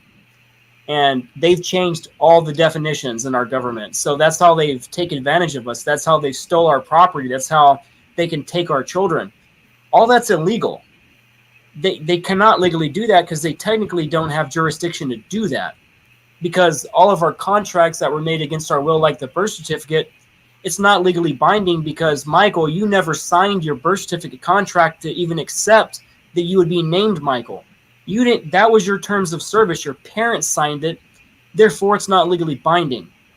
And the Constitution clearly says, as a part of Uniform Commercial Code 1-308, that unless two minds meet and agree on terms, and one of those people has a right to decline certain things and still proceed legally, therefore it's a legally binding agreement. But basically nothing is legally binding anymore. And I believe that's how we're going to win in the end, how we're going to take down the Federal Reserve, how we're going to challenge and get our jurisdiction back so that we can become a republic. We haven't been a republic since the Act of 1871. Before that, we were a country. 1871, we became a corporation. So basically, Lincoln, he freed humans to physically own them as physical slaves for profit, but expanded it to the Federal Reserve physically owns every human being under a central bank as collateral for the stock market through the birth certificate. So it's just a long legal rabbit hole that goes so deep that you have to use the old school textbooks to actually uncover all the truth. And that's how I predicted everything that I've been right on with all the laws and how everything would be illegal, everything I've ever called. And I've not lost one argument over that. Over time, I was proved every time I was right. So we just need to go back to a republic. We need to get to the point where we kick out the World Economic Forum. We stop allowing these central banks to control everything. Because, like, the last 7 countries we invaded, those were the last 7 countries that didn't have central banks. That's why we invaded Iraq, Afghanistan, Syria, Libya. They didn't have central banks. Gaddafi had made his own bank outside the central bank, and they killed him for it because he just released a gold-backed dinar, which means that the Rothschilds, the Orsinis, that's who the Rothschilds and the Rockefellers really are, that they're the paternal and maternal line of the Orsini family. I was just speaking about this today, how you ever heard of the Black Pope? I have. Black Pope's name is Pepe Orsini. The Black Pope is above the Gray Pope. The Black Pope is also above the Gray Pope and the White Pope. So imagine that the spokesperson of the Vatican, the mouthpiece publicly, is the White Pope. He truly has no power. He's a figurehead that's just a pedophile. I don't know if I can say that here, but that's what he's into, and they're basically worshiping Anunnaki gods, and they're taking part with human sacrifice and doing all kinds of really dark stuff. And it's because we're here now, because we've worked on evolution as humanity for so long that all these truths are now being uncovered. And this is the time we have to rebel, man. Imagine if the United States falls. The entire world is waiting for the United States to fight back. All the other countries have risen against their governments. They have removed their dictators in mass.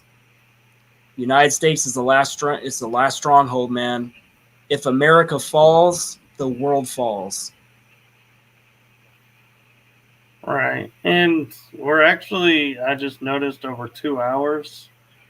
So I know, man. We could talk about some good stuff for a long time, man. Stuff just I know. I was like, you're like, good Lord, man. We talked like 1,001 subjects already. I know. I'm sitting here thinking on Rumble, I'm like, how am I going to tag everything that we talked about?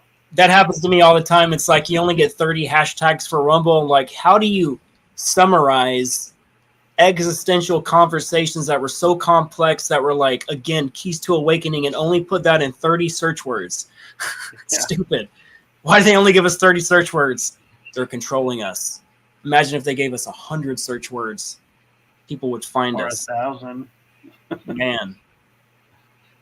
But so we're gonna have to call it because it's getting late for me, and I know it's getting super late for you. And I know we could keep going on for another hour or two, but I like to do deep dives. yeah. Hey, Heidi, glad you loved it. I'm glad you loved it. I want to be on your show soon. We were talking about that. I send you a heart. I love Heidi, and being on her shows is so much fun. And yeah, you're right, Heidi. Better late than never. And yep, it's definitely one to catch up on. Whoop whoop. Yeah, we love you, Heidi. You're awesome. But so, and to wrap this up, and I'd love to have you back on, and continue going down the rabbit hole. And I know Lauren had a question, but I just feel like it's such an intricate question. We'll have to save it for the next time you're on, if you're available to come back. That'd be awesome. Yeah. So, if for those that are watching, from everything from, as I'm kind of trying to figure out how to word this, because you've really opened my mind to how time works and everything, is I always would say, from your life experience, no matter where at, from birth to now. But I'm realizing in talking with you, that's all the same moment. So I'm like, I got to think now, how do I word that question? But so, okay, here we go. So, from the perspective of Drago, here now, what is a golden nugget of information you would want to leave everyone that's watching this to kind of inspire and kind of, just help people that are listening? What's one little nugget? I would say that everybody needs to take this moment and look at their life, and more than likely realize that you don't love yourself. And it's hard to love other people fully if you can't look yourself in the mirror and say, I love you back. So if you truly think you don't love yourself, this is part of your evolution. And that's one of the biggest things we find in this pursuit of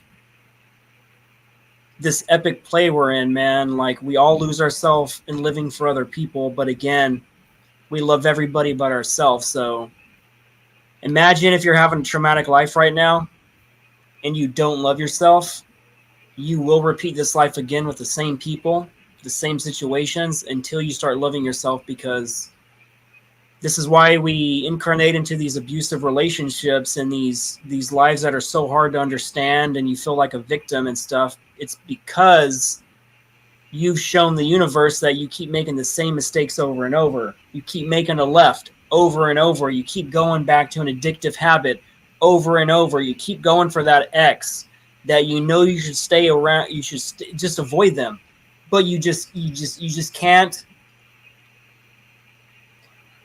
be in the moment. Stop living in the past. Stop freaking about what's about going to happen in the future, and realize there is only now in this moment. And what you truly suffer from doesn't actually exist, because what you're suffering from is memories of the past and your imagination creating events that technically hasn't even happened, and it's ruining your life. You need to learn to forgive the people who harmed you. You don't have to forgive them to their face. We learned with QHHT hypnosis that you have the ability to just forgive them to the world, like to the universe. They taught you something major. You learned a major lesson. Thank them for making you stronger. Walk away with that lesson. Never look back. That's awesome. And so, thank you, Drago, for coming on. And full transparency, it was my fault with the time glitch today. So that had both of us a little rattled tonight. And so I apologize for that, and I own my role in that, and it was my mistake, so I own it. And so it happens, life happens, and you were gracious about it, and were like, okay, yeah, willing to work with me on it. So thank you for that. I love challenges. So like if you twist up my plans, I'll make it work no matter what. That's why I'm a good soldier, because I can make anything happen at any time. Throw me in a left field. I will hit my objective every single time, man. And just remember, I will be speaking at the Full Disclosure Now conference in St. Pete, Florida at the Serrata Beach Resort, July 15th to the 18th. And you can buy tickets at fulldisclosuremovement.org. We're going to have some of the most famous secret space program experiencers, people who went through MK Ultra, some famous remote viewers from the Farsight Institute. Laura Eisenhower is going to be there speaking with me. It's going to be freaking amazing. Please come and see us. Again, you're going to have the most amazing time, and it's happening next month in St. Pete Beach. Other than that, you can find me at fractaloflight.com for QHHT hypnosis sessions. If you want your life changed, I'm the guy to see. Definitely. And the links are for finding Drago are in the description. So that was part of the fun of sizing the bio, was to fit the links in. So it does get kind of hard sometimes. Like, again, yeah, you can only fit so much. But I will say good night to everyone. Good day, good afternoon, good morning, wherever you are in the world. Make it a blessed day. And remember, as you go through the day, you are in this moment. This moment is all there is.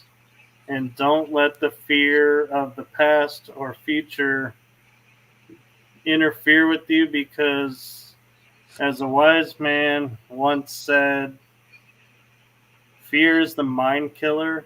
So don't let it get to you. Rise above it. Fill with love.